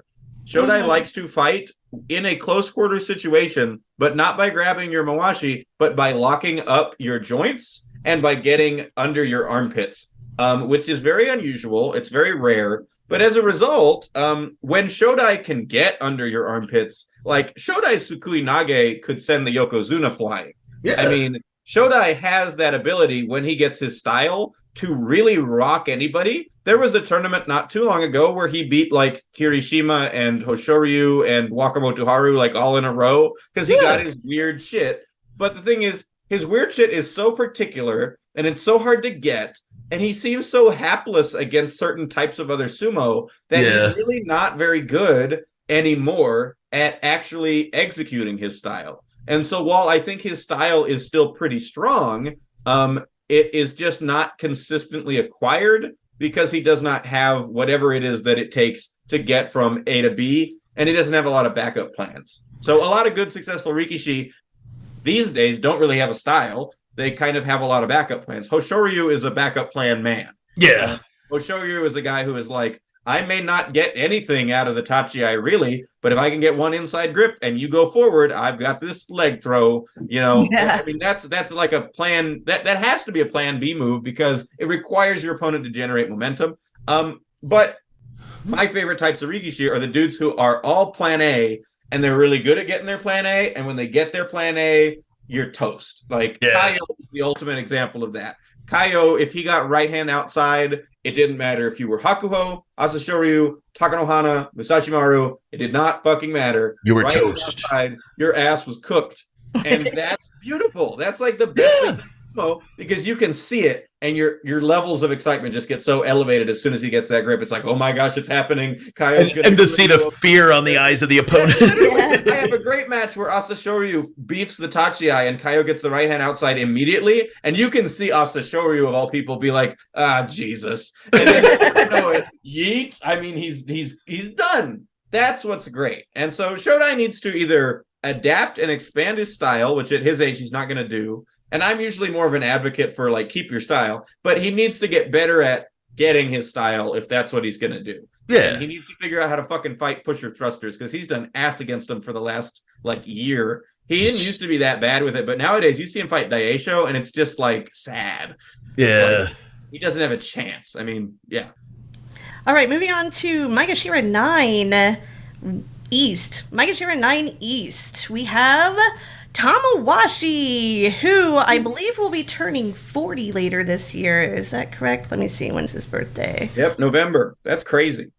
Yeah, November, he'll be turning 40. You know what's funny is how everyone always talks about how old Tamawashi is, and oh, he's the oldest guy, and you know, people, especially Grand Sumo Breakdown, making all those old jokes. It's like, man, I am freaking like 3 or almost 4 years older than Tamawashi. It's like, damn it. He started his pro sumo career exactly 14 years ago in May of 2010. Wow. Do you know what I was doing in May of 2010? Probably a lot of drugs. No, just I was in college and I was drinking. I was following the Wizard of Booze. Booze is a drug. True. Yeah, I wasn't doing a lot of drugs. I was just doing one drug, and that was booze. You were boozing. You were being naked in public, and you were playing very loud and fast music. That's I know exactly what I was you were doing. Yes, I was doing all of those things in May of 2010. Whenever I could have been meeting Tamawashi in there. Man, okay, how old was I in 2010? How old was I? Wait, how old am I now? If it was I 14 years ago. Was I 28? Yeah, you would have been 28. Yeah, 28. Yeah, 28. I would have beat the hell out of old Tamawashi. But come on, Tamawashi. Now he's got 14 years of sumo.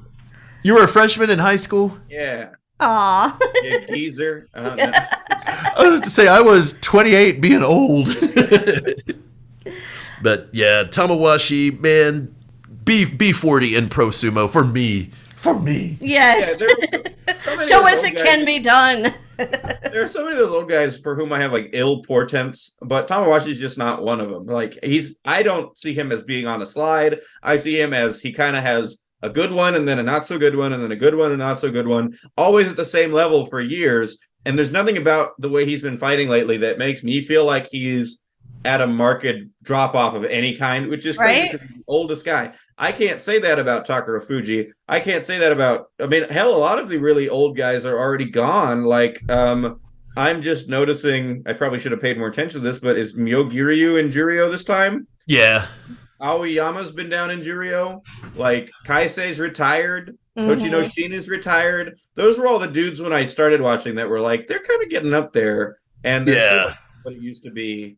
And they're kind of just hanging on. But Tamawashi is, I think, older than all of those people I just mentioned, and he still looks in the exact same form that he did 5 years ago, you know, which is just crazy. Still going for the throat. You gotta love it. We then have Koto Shoho at Maegashira 8 West. I don't know. Is there anything really to say about Koto Shoho? I really want his little brother to make it to Makauchi. Yeah. Koto Tebakari. Oh, Koto Tebakari. That's right. He is the older brother. No, he's the younger brother. So Koto Shoho's the old one, right? That's what I was going to say. He's the older brother of Koto Tebakari. Yeah. But, you know, Koto Shoho's another guy like Nishiki Fuji, where it's like when they're on, but when they're not, it's just kind of meh. Yeah. He's a guy who should be way better with his build. Like, with his build and his stable, it's like you're 6'3". You're like 6'3" and like a solid, I don't know, like 350 or something. I mean, legit great sumo body. And you have a great, strong sumo stable that's produced so many good wrestlers. And he's very like hot and cold and kind of middle of the road. And he doesn't seem to know what kind of sumo he wants to do most days. Yeah. And he fucking falls over like crazy. I don't get it. Nobody flops. Ono show, but like Koto Shoho, for being his height, falls over, gets slapped down, ends bouts on his gut way more than he should. I think now that I'm thinking about it, I have seen more dirt on his gut than I think I have any other Rikishi, like in recent. Yeah. Oh my god. Maegashira 8 East, we have Takano Show. Knob Dog. The Knob Dog. And of course, he has his Knob Dog Keshimawashi on in his Banzuke picture. I love that the dog has the same eyebrows that he does. Yes! But he ended up actually dropping down. He didn't do so well in the last boss show. No. Yeah. Then we go to Maegashira 7 West, Mitake Yumi, another one of those ex-Ozeki that's just kind of hanging out in the Maegashira ranks now. Yeah, it's like he made it to Ozeki and he sucked and he kind of fell back down, so it's just like it seems like a lot of people just aren't rooting for him as hard as they were. I mean, there's still your hardcore Mitake Yumi stands, but just not so much. Yeah. He just doesn't have the power he used to, and he was always pretty inconsistent. Yeah. Even though he's won 3 Yusho, which is pretty crazy because that's a really high number if you think about most Rikishi. and it's above average for Ozeki. I think the number of Rikishi that have won, or the number of Ozeki that have won 3 or more titles, can be counted on like one hand. Not counting those who got promoted to Yokozuna, obviously. But yeah, he's definitely over the hump, and I don't know. He didn't have a super exciting style to begin with, but it was just nice to see him kind of step in and stick it to the top guys when he was up there. But now he's kind of, I don't know what his future holds. I'm kind of not entirely sure why he continues to fight. I mean, it's not like he's screwed. It's just like, Takayumi is for me a prime example of why back in the day, people, if they lost Ozeki, would just retire. You know, it seems like that probably should have been him, could have been him. You know, I don't know. Well, maybe he's run away for Kabu or something. You know. Yeah, maybe he's been around and successful long enough. I'd think that he would have the opportunities available to him, but it is a messy system, so I don't know. Oh yeah. But still, he went up like, you know, from Maegashira 10 West to Maegashira 7 East, so it's not terrible. You know, I mean, 9 and 6 isn't that bad. I mean, you know. But speaking of bad, we have Maegashira, oh gosh, what was it? Maegashira 7 East. No, Takayumi's Maegashira 7 West, and then Maegashira 7 East is Nishikigi. Yep. Oh my guy, what did you do? He lost Komusubi again. He fumbled Komusubi hard this time. He can't hang up there, man. He's a good example of that thing where when he gets what he wants is extremely limited. His preferred style of sumo is extremely limited. But when he gets it, people seem to forget that Nishikigi is a freakishly strong man. He really is. So when he gets it, if you give Nishikigi a double inside for some fucked up reason, you're done. Even if you're Teruno Fuji or Asanoyama or somebody. Yeah, he gets that Morozashi. Nishikigi on purpose or like on paper. But if you fuck around and let Nishikigi do his thing, you can be in really real trouble. Even though he does not seem like the most memorable fighter, he's just got that freaky, crazy Hulk strength. Yeah. Let's talk about fucking Takeru Fuji, because, you know, Midori Fuji, cool, great guy, midget, awesome. But like... Okay, so we have Midori Fuji at Maegashira 6. Let me just check Maegashira 6 West, and he went down from Maegashira 5 East, 7 and 8 record. Not too, went down one rank, that's fine. Takeru Fuji, though. Takeru Fuji or Takeru Fuji? How do you prefer to pronounce that name? Because some people will say Takeru Fuji and some people will say Takeru Fuji. Japanese never emphasize the U sound unless it's a U by itself, because they have subtle U sounds. So it should, like, people who say Naruto, wrong, okay? Yeah. So it should be Naruto, right? Naruto. Takeru Fuji. Takeru Fuji. That U is like barely anything. Takeru Fuji. So not Takeru Fuji or Takeru Fuji, but probably Takeru Fuji. See, the reason that I like put such a twist on my pronunciation is because I don't want anyone to get confused with Takara Fuji. I think that's why people do that a lot of the time, yeah. Whenever they were both in the same division, I was like, but now that they're not. Besides his name being so similar to another Rikishi, actually they are. They are now? Oh, because, he just got promoted, yeah. Besides the name, this guy is so fucking spectacular because his first time ever in Makuuji, he ended up taking Yusho. Yeah. Then he break like a 110-year-old record. Yeah, something. Yeah.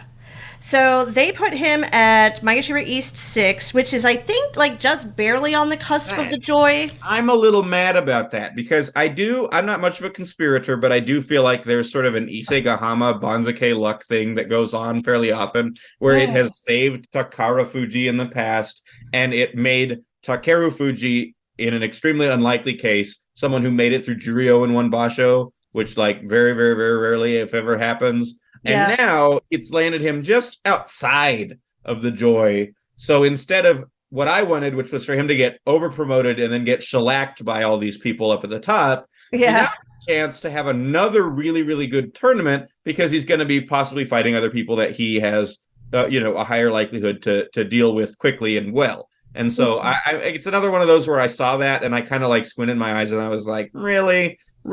He breaks a 110-year-old record and he from Maegashira 17. 117-year-old record. He gets a Yusho in his first tournament. You just said, oh, well, clearly he's good enough to skip through all of Juryo in one go. And now you won't let him fight the top guys after that? Like, come on. What are you doing? What are you doing here? But What? See, I'm wondering if like he does start doing really well, and there's probably going to be a couple of injuries, a couple of people going Cujo. So I'm wondering if towards the end, like maybe day 13, day 14, he might end up fighting some of the big dogs.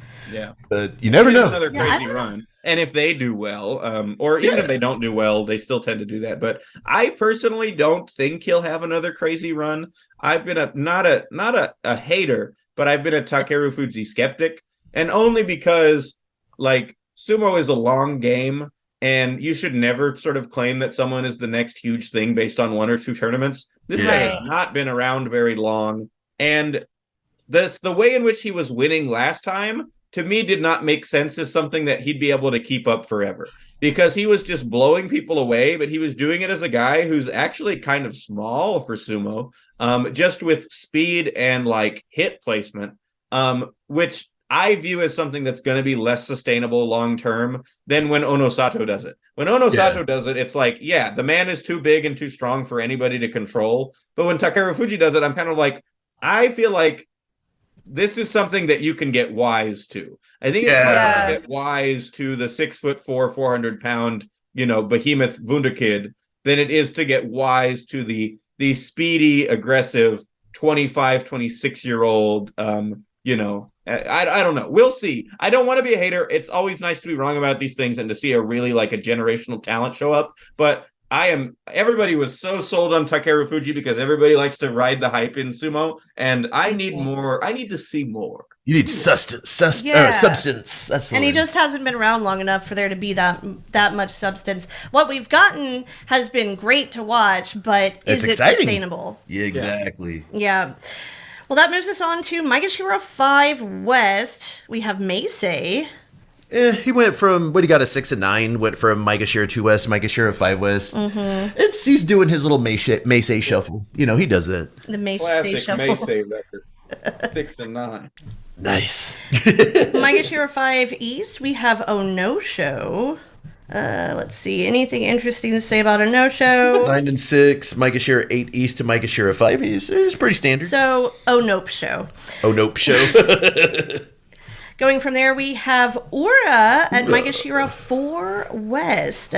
He actually got bumped down from Maegashira 1 East after only getting 6 wins in the last boss show. That seems like a pretty Ura thing to do. Yeah, he just seems. He's made it up to Maegashira 1. He never made it to Sanyaku. No, I don't think he's ever been. He did. Was he Komusubi? I think it was Komusubi for a minute, wasn't he? I thought he had a Komusubi debut really recently, but I'm not sure. Yeah. No, he was Komusubi in January. Oh, actually. okay. Yeah, Komusubi in January. Oh, I had COVID. That's why I don't remember. Oh, that's right. Aw. We then have Oho at Maegashira 4 East. He just dropped 1 ranking on the Banzuke. He looked decent last time. He really did. He did. High level. He looked good at a level that he's never looked good at before. He's had tournaments where he's looked not fluky good, but legitimately good. And he had even though his record wasn't great, his wins last time were solid, and he wasn't doing as many badly timed pulls and making as many bad decisions that he usually does that cost him so many matches. Mm-hmm. And I was like, I read that last tournament, even if it wasn't his best score-wise, as a positive sign in the direction of Oho Sumo that I hope we can continue to see in this one. Personally. Yeah. I did notice a change in him last boss show as well. Let's hope he can sustain that also and maybe get that ranking pulled up a bit more. Get rid of the Dookie Brown Mawashi. Oh, yeah, definitely get rid of the Dookie Brown Mawashi. Maegashira 3 West, we have another fan favorite, Tobi Zaru, who's really trying pretty hard to look as badass as possible in his Banzuke picture. That's his personality. Did you see that? He was on some TV program with Daisho and Kotonowaka, and they went down the line and they asked him, like, if you had to marry another Rikishi, who would you marry? And Daisho said Kotonowaka, and Kotonowaka said Daisho because they were on TV. But they asked Tobi Zaru first, and Tobi Zaru's answer immediately was Tobi Zaru. He would just marry himself. As expected. Exactly. Have you seen him on the grip squeeze video where they? Oh, is that where he was like, I'm gonna have the strongest score there is. Yeah. And then he gets the lowest, and they tell him like it's the lowest, and he just very calmly goes, oh, the lowest, really? Just like really like that's what I like about him. He's totally delusional in a very funny way, and I see him as someone who, when he leaves sumo, will become like a TV presenter guy. He'll be like Yeah. but probably goofier, because he's just great. I could see him being the next Uncle Waka. Then Maegashira 3 East, we have Takayasu The doing bear. pretty good there. Damn, 11-4. I'll say Yeah. this: healthy Takayasu is Batman with prep time. That's Yeah. what that is, right? It is the argument where it's like, well, a healthy Takayasu could beat anybody, but what is a healthy Takayasu really? Does a healthy Takayasu really exist? Is that a fair argument to make? I don't know. He's Batman with prep time, okay? And I'll stand by that. A couple years ago, I said who I thought were like the 5 best guys in sumo, and Takayasu was on that list. And he still has these days in practice and stuff. It happened right before the last tournament. He went to a practice session and he whipped everybody's ass. He beat Kirishima multiple times in a row. Whenever he fights Hoshoryu and beats him in the most spectacular ways, because he's just, and the thing is, he's just really good at sumo. Yeah. He's just really goddamn good at sumo. He's just old and he's breaking down, and that's a shame. But like, I can't sing that man's praises enough. He got his 8th Jun show in March. That's so crazy. Yeah. I just want him to get a U show. Just get a U show. Just get one U show. All right, then we have Gonoyama at Maegashira 2 West. Gonad Yummy. Gonad Yummy. So he got a 10-5 last tournament, so he went from Maegashira 6 West to Maegashira 2 West. So that's a nice bump. Yep. And then Hirada Umi at Maegashira 2 East. Hirada Umi. I am a Hirada Umi fan. I've kind of been following him here and there since he first got to Makauchi, but Because we made fun of his hair when he first became a his helmet Sekitori. hair. Whoever his Tokoyama was whenever he first got to Juryo gave Hirada Umi some really bad, like, he looked like a samurai action figure. Like, his hair was just so bad. It was so bad. But now that he's in Makuuchi, whoever the Tokoyama is for him, now that he's a higher rank, his hair looks much better. Maybe they just had to figure it out, how to wrangle his hair. Yeah. But I love the way that he fights. Like, he fights like a big boy. So explosive. But he's a pixie.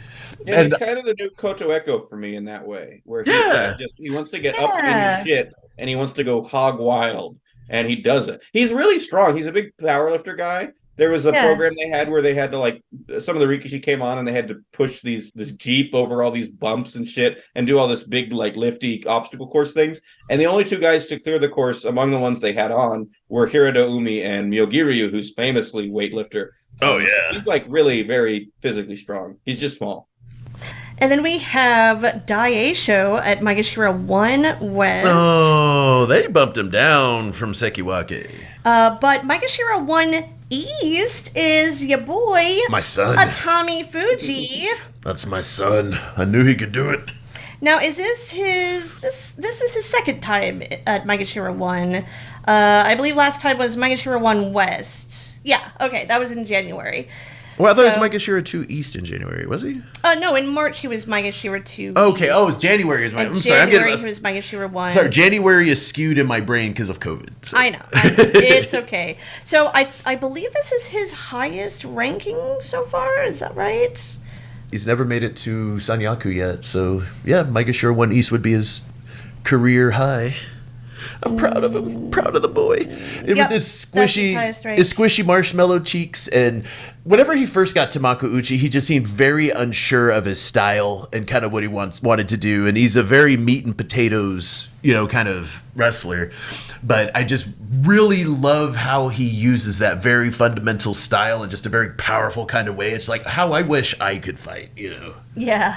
I want to see him have less of those weird escape wins that he kind of gets. Like, I want him to become an Asanoyama more style figure where he just is like, he gets you and he's strong and he can go. But I feel like he finds himself in those situations a little bit too much where he doesn't have the confidence. You can tell he's a good-natured kid probably, and gets nervous and has those kind of things. Yeah. I feel like he needs to visualize himself as more of a real force to be reckoned with, He is a force. He can potentially be a force of nature. Speaking of forces of nature, Oh, speaking of forces of nature, Ono Sato, No, he is- another one of the phenomenal newbies. That's my nephew. has made it to Komusubi West. Woo! My man. My man, we're not going to talk about any news stories of the last couple of weeks. We're not going to talk about any of that stuff. I want to focus on a man making Komusubi in his 3rd tournament in Makuuchi and his, 6th tournament in sumo. Fucking nuts. Right? And well-deserved is the thing. Yeah. Because this guy, as David Lynch would say, he's got the stuff, okay? He's awesome. He's just, I want everything for this man. He for is lots of the reasons. second fastest to ever make it to a Sanyaku rank, with only 7 bashos to make it to Komusubi. Number 1 was actually Ichinojo with 6 bashos. Sure. Yeah, Okay. yeah. But I mean, some people say that it could be a lot more just luck of the Banzuke than skill, maybe. I don't know if I agree with that. We've been following him since before he even was in Pro Sumo, so I think he's got what it takes. We'll see how he does at Komusubi, but... Yeah, I don't think it's luck with Onosato. I do think that I want to see Onosato show his mettle in a slowed down match. I want to see Onosato prove to me that he can stop, grab a belt, and make things happen from there. Because right now, all of his wins, all of his matches, I think, in the top division so far have been under 10 seconds in length. Most of them have been under 5. They're just over immediately. Just but that's Roy not, Carey. he's not lucking into anything. To be able to do that, to avoid getting juked, to avoid getting sidestepped at the last minute as often and as well as he does, he's tying people up in those charges with his arms in ways that are very difficult to achieve. And he does it extremely consistently. And then he just has that power that some of the toughest guys can't seem to stop. And so, if he can prove that he knows a thing or two about the Mawashi, and that he can use that power, even if it's just on an Akebono level, right? I say just on the level of a 10-time or 11-time title winning Yokozuna. But what I mean is, Akebono was a guy who he wasn't gonna beat you with a swift dashi nage or something. He was a guy who was huge, and if he got 2 hands on you, he would smother you and he would crab walk you out. And that's really all you need when you're that big and that strong. And I'd like to see him be able to do a bit of that, where he can slow it down, get a double grip, and then use that double grip to go forward and in a stable way, like how Koto Sakura is doing now. That's what's really, for me, leveled up Koto Sakura in a lot of ways, is when he learned how to get that stable, solid, avoid getting thrown by Hoshoryu type of sumo that we've seen for the last 3 or 4 basho. That's what I need to see from Onosato before I'm completely sold on him, but I am very impressed and very entertained, and I'm biased towards him because I want the Kiseno Sato legacy to carry on, because I love Kisei. Hell yeah. No, Onosato, though, because, Atami Fuji is my son, and, Hakuoho is my other son. So I can't have all the sons, so that's why Onosato is my nephew. But he's still one of my favorites, and I love watching him fight. And it's it's one of those things where I know people that fought him in real life, because he was at Birmingham at the was it the World Games? Yeah. Crazy. And so I know people. I've actually touched people that have fought Onosato, and it's just You've touched people that have touched Onosato. I know, and that's so cool. But I don't know. I'm a stan of Onosato. Me too. All right. Well, that brings us to Komusubi East. Asanoyama, who apparently sustained an injury in the Jungyo recently. I think it was something to do with his knee. I'm not 100% sure. It was something that sounded like ACL, but different. MCL, I think. Hopefully Something it wasn't like any that. of the CLs. It was one of the I CLs. think it was one of the CLs. It was definitely one of the CLs. The doctor had prescribed 3 weeks of rest, but he ain't got that much time before the basho starts, so... Ooh, I hope it's not maybe it's just a tear or a little... I hope it's not a complete snap. I don't know, but we'll see if he can hang on to that Komusubi rank. I know, Asanoyama, you made it back to Sanyaku after, everything that happened during COVID, and you can't lose it now. Got your foot in the door. It's so sad that everything that people said, the real doubters said about what would happen to Asanoyama's career is coming true. Because when he got suspended, you had the positive people like me, which was, he'll get over it, he'll bounce back, he'll come back strong, and he will make it back to somewhere. Yeah, we saw Abi do it, And then you had the people who are like, by the time he gets back, assuming he rises as fast as possible, he'll reach Sanyaku again maybe when he's 30, And by that point, his body is not going to be able to keep up with what it was doing when he was 26, and he's not going to make it back to Ozeki, and he's peaked his career, is never going to get as high. And unfortunately, that has played out so perfectly for in terms of that prediction, because he made it back to Makuuchi. His first tournament was killer, and then he just can't go 2 months without a new thing breaking. And it is making it really hard for him to do what he has to do.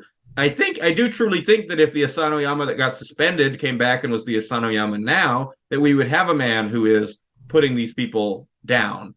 But from the way things are going, he is not going to have the career that he should have had. That is kind of sad. Yeah. He kind of makes me think of Takayasu in a lot of ways. You know, he's going to end up probably hanging out around the same ranks. You know, because Takayasu could probably make it back up to Komusubi, maybe even Sekiwake, but he's not going to make it any higher than that. You know, he's going to hang out like maybe in the Joy, maybe close to it, I think. But something I am excited to see, Sekiwake Abi. Sekiwake West, in fact. And then it's great to have Abi up there. It is. Oh yeah. Abi is always he lives for the drama.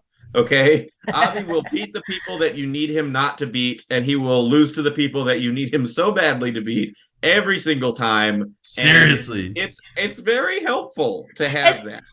It's very useful to have that in sumo. I think it's good for stories. It's good for keeping me engaged and often pissed off.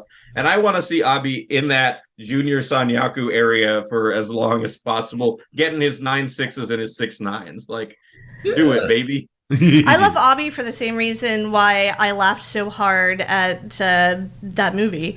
You know, I just Infinity War. Abi is your Thanos. Abi's my Thanos. I just love watching him throw salt in other people's games. I love it. I love that Abi is your Thanos. We need to make that Photoshop now. Hell yeah.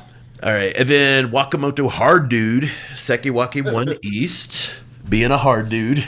He belongs there. I'm not convinced he belongs any higher than there, but it definitely seems like he belongs there. And I do love Wakamoto Haru. Again, another guy whose type of sumo I want to keep around, but something's got to click there if he wants to try and go to Ozeki. And that's such a tall order, but... I love that the two guys who are responsible for all of the Rikishi losing their social media are now at Sekiwake. I know. Together. I have not thought of that. Oh my god, it is, isn't it? Because it was Abi and Wakamoto Haru back when Wakamoto Haru was his attendant. Yeah. Oh my god, that's fucking hilarious. Now they're like, we're Sekiwake now. Give us back our social media.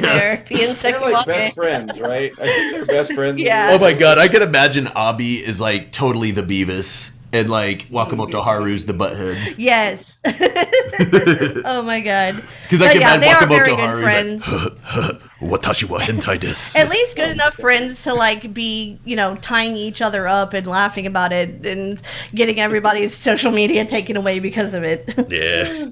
Kirishima is Kadoban at Ozeki 2 West. Yeah. He had a terrible tournament. He was injured. Whatever is wrong with him, he just needs some rest. Yeah, let's hope that he was able to get it. I hope he can bounce back, but we'll see. And then Taco Queso is safe at Ozeki 2 East. Mm-hmm. I'm not sure he's going to compete. I don't know. Yeah, I Really? think he's got that neck thing. He hasn't trained that's at all. true, yeah. Oh, didn't he tear his pec? Yeah, he did. Oh. Again, he had torn it before years ago, and it produced one of the most gnarly sumo injury images on the internet. Oh, that giant titty I'm sure you've seen it. Yeah, his whole chest looks like the cosmos. And I'm sure it wasn't that bad, or we'd probably have seen something similar, but still not a good injury. And the thing was, he was fighting injured already, and his neck problem isn't necessarily getting better. And he's just one of those guys who needs more time off than sumo's ever going to give him. And so I don't know. He can afford to sit out this tournament. I don't know why he wouldn't sit out this tournament. And I kind of have a feeling he might. Yeah. Well, now we got the top dog Haas is at Ozeki 1 East.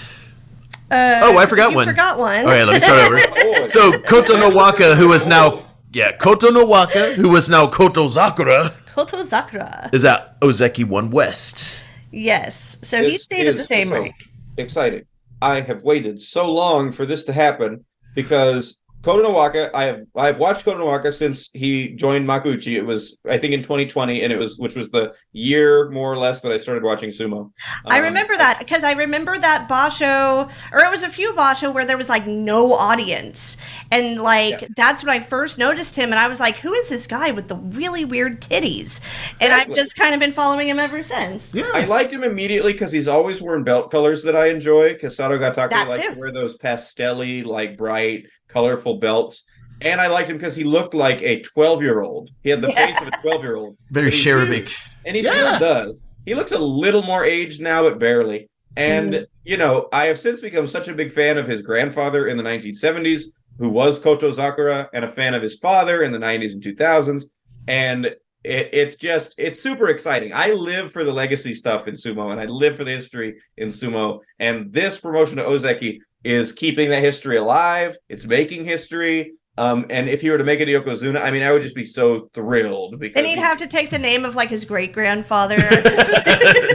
Once he becomes Dai Yokozuna. Yeah. But I'm just so happy. I'm happy to call him that. I'm happy to see him fighting like an Ozeki lately, because he did well in the last tournament, and he did great in the tournament before that. And he seems to have really flipped a gear where he has that kind of sumo that you want to see, where he has a style. He is confident in that style. He's strong. He's forward moving, but he has a plan B and a plan C when he needs it.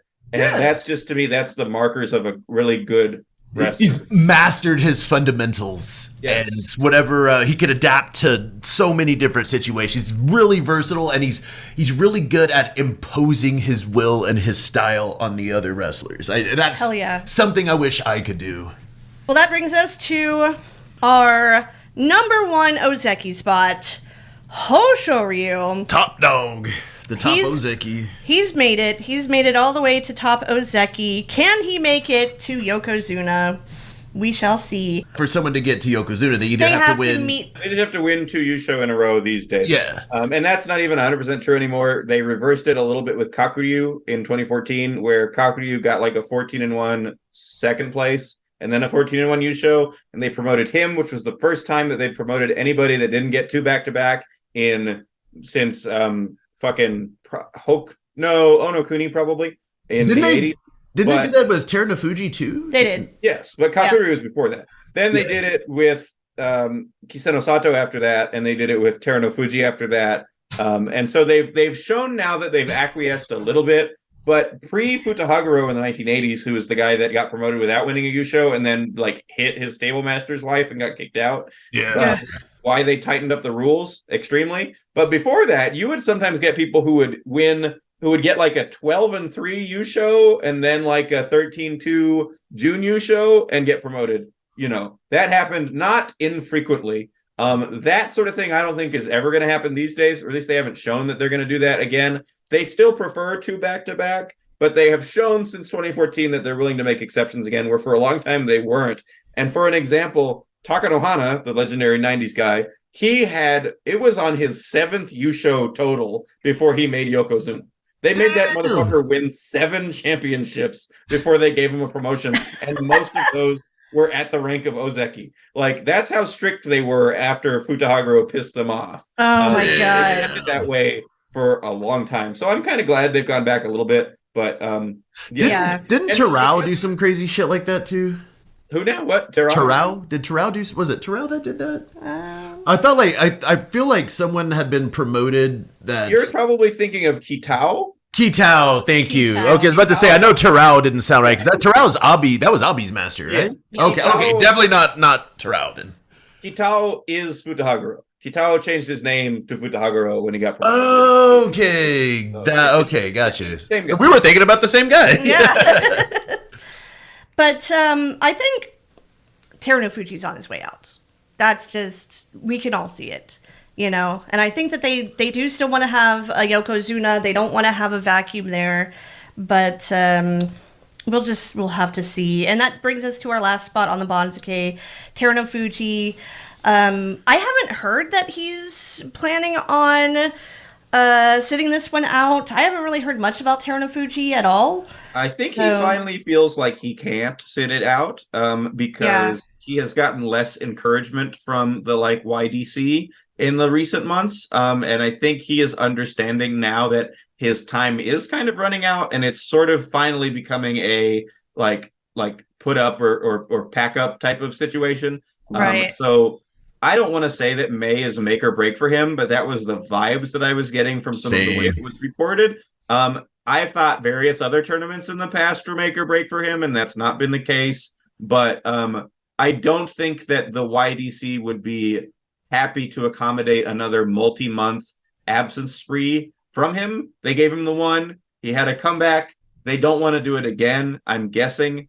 I don't want to do it again, but I also took a poll on. I take polls on Twitter every time Terunofuji has a comeback, and I asked the public, which for me I get maybe 200 votes. But I asked him like, "Hey, after this win, how much time has Terunofuji bought himself?" And to my surprise and chagrin, overwhelmingly, people vote as much time as he needs. People think that if Terunofuji can win one tournament a year, he can chill out for the rest of the year forever, which is crazy to me because it's I so think not they're how sumo has voting to on work. their hopes and not on reality. Yeah. And it can't be that way. I like Terunofuji. I like it when he comes back and he puts people in their place, but I don't want to see more Yokozuna becoming those guys where you win one, you sit out for 4 or 5 months, you win one, you sit out for 4.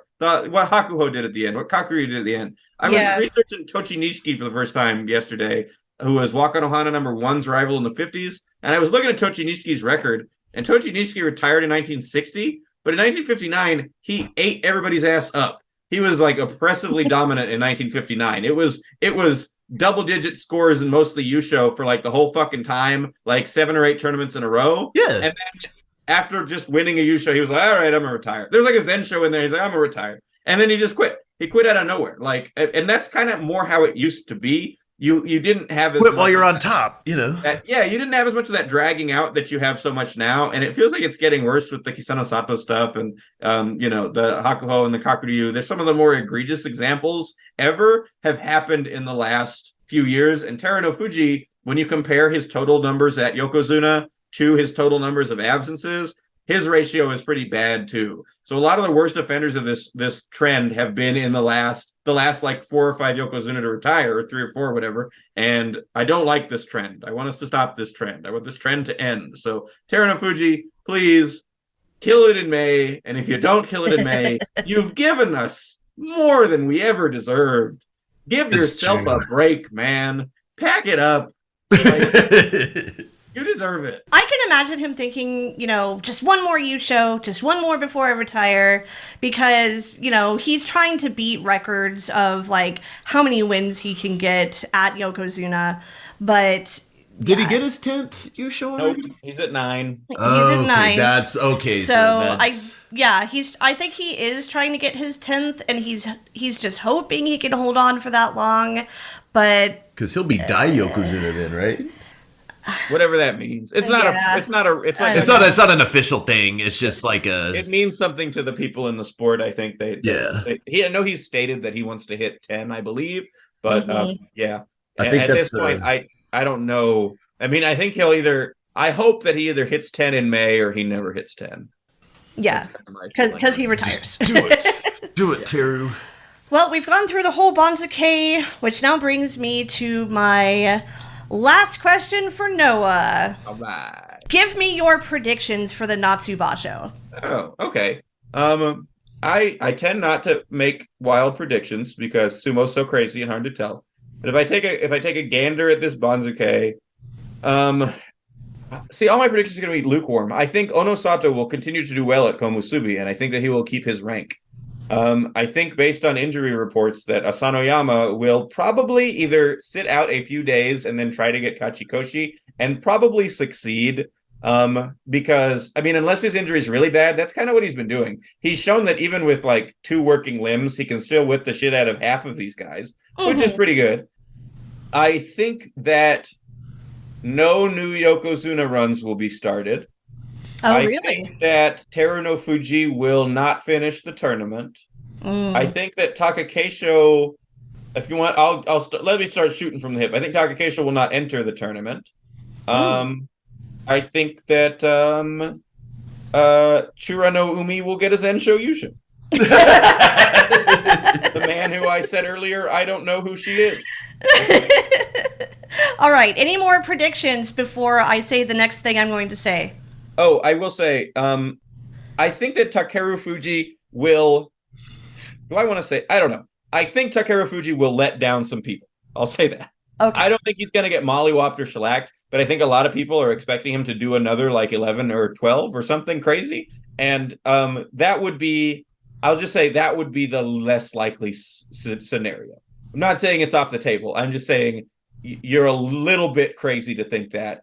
Cool if it happens. It would be the less likely scenario. Like maybe he'll get his Kachikoshi, but not like double digits. I think I think he's definitely good enough to get his Kachikoshi at M6 if his ankle's not too bad, which is the other thing.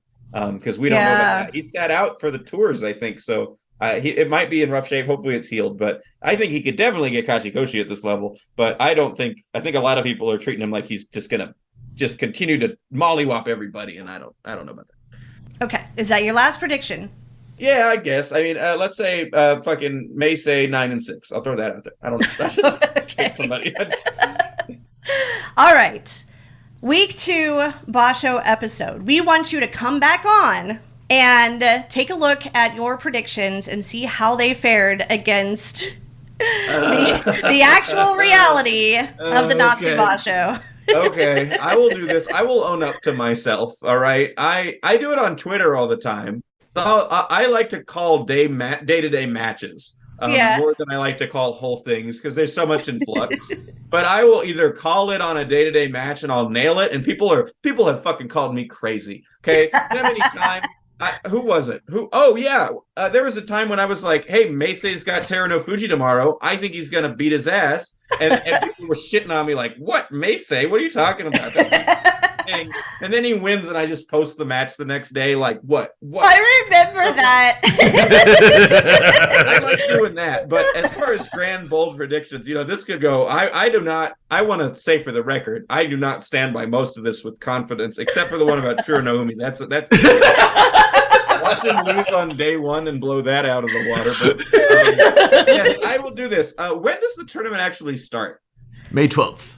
May 12th. So let me look at a calendar, because if the second week coincides with me being off work, that would be super cool. I'm talking about after the Basho's already over. Oh, okay, sure. Yeah. After the Basho's already over, we're gonna go back and we're gonna look at the whole Basho and we're gonna pay for our sins. Okay. Yes, exactly. All right, I'm down. I'm down for that. Okay, I've already forgotten what I said. So. Oh, don't worry. Oh, we'll remind you. I will make a note of it. I hope I get 1 out of the 10 or whatever. How many ever called shots I made? Let me get 1. So let me get the Meisei 9 and 6, and I'll be happy. All right. Well, we can't wait to have you back on the show. I think if we don't end up getting JJ and Christina again, I think this will make you in the #1 spot of most times on the Sumo Punx podcast. I'm going to have to defend my title, though, because then I'm going to listen, because I don't know who Christina is, and I kind of maybe sort of know who JJ is, but I'm going to just be like, if I see them on, I'm going to call you guys, be like, hey, when am I fucking going on the show? Because JJ and Christina are up my ass right now, all right? Honu Sumo San Diego. Yes. Yeah, the ones that are hosting nationals this year. Yeah, they're hosting nationals. That's who I thought JJ was. Yes. Yep. But you did mention that you have a manga that you recently created with a couple other people. It's called, so it's written by 2 of my good friends from high school, Malik and Samaje, and I did all the art for it. It's called Weapons of Choice. You can read it for free on wocmanga.com. There's a PDF reader there. You get to see all my artwork. And you can follow us on various social medias, usually at the same. I think on Instagram we're the full title, we're Weapons of Choice Manga. But there's probably links to it in my personal Instagram if you happen to follow me, listeners. And please check it out. I'm starting chapter 2 like this week. Chapter 1 is like 90 pages long. It's pretty lengthy. It's a lot of illustrated material. It's the hardest I've ever worked on a single sustained project of anything artistically. Like, if you guys like me drawing charcoal, know that is easy mode of drawing. And what I had to do for this manga is hard mode. So I would love it if people who listen would check it out, give it a read. like the page, follow the page, etc. It would mean a lot to me and my friends. Yeah, that's my big thing to plug, I guess. And if people wanted to find you on your social media, where would they go? So if you like my art, my cartoons, and my sumo drawings, and you want to occasionally see matches in my stories, you can follow me on Instagram at my full name, which is Noah Wellbrock-Talley, all lowercase, one word. But if you just want to hear sumo stuff and you don't really care, I mean, you'll see the art here and there, but you want to see a lot of old matches, you want to hear a lot of commentary and get a lot of my thoughts at Basho time, I run a sumo-centric Twitter account called at Sumozeki, so Sumozeki. And I'm always posting old matches. I had one yesterday. They got like 250 likes of Ochiyama, who's a Ozeki from the 50s. He's 6'8". And he was like a Japanese man who was 6'8". So very unusual. You can tell he had some kind of human growth hormone thing going on because his head was huge, like those guys. Oh my God. And he's fighting Tochinishiki. And Tochinishiki, again, that Yokozuna I talked about earlier. But it's a great fight because Tochinishiki was a little guy. And the cool things about it, number one, you get to hear the commentary, which is radio commentary. So it's just a guy talking as fast as he can, trying to say every single thing that happens in the whole match, which is kind of goofy but fun. And there's a bearded Gyoji. The Gyoji has a long white beard. Oh, that's wild. And he's a famous Gyoji.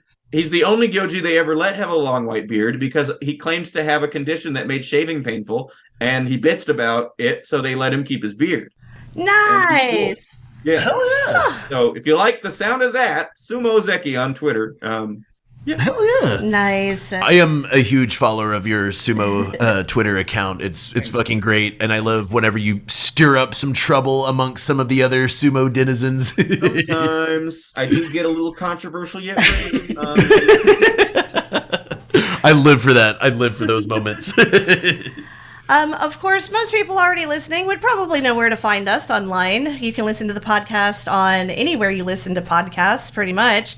You can find our social media on, all the popular ones, the Twitter and the Facebook and the Instagram and so forth and whatnot. We have 2 online stores, one on redbubble.com and one on tpublic.com. We did this because they have different color t-shirts available. Yeah. But they have more than just t-shirts, too. You could get a mug, you could get a sticker, you could get a shower curtain, you could get, I don't think they have butt plugs yet, but if they did, I'd be plugging those in more ways than one.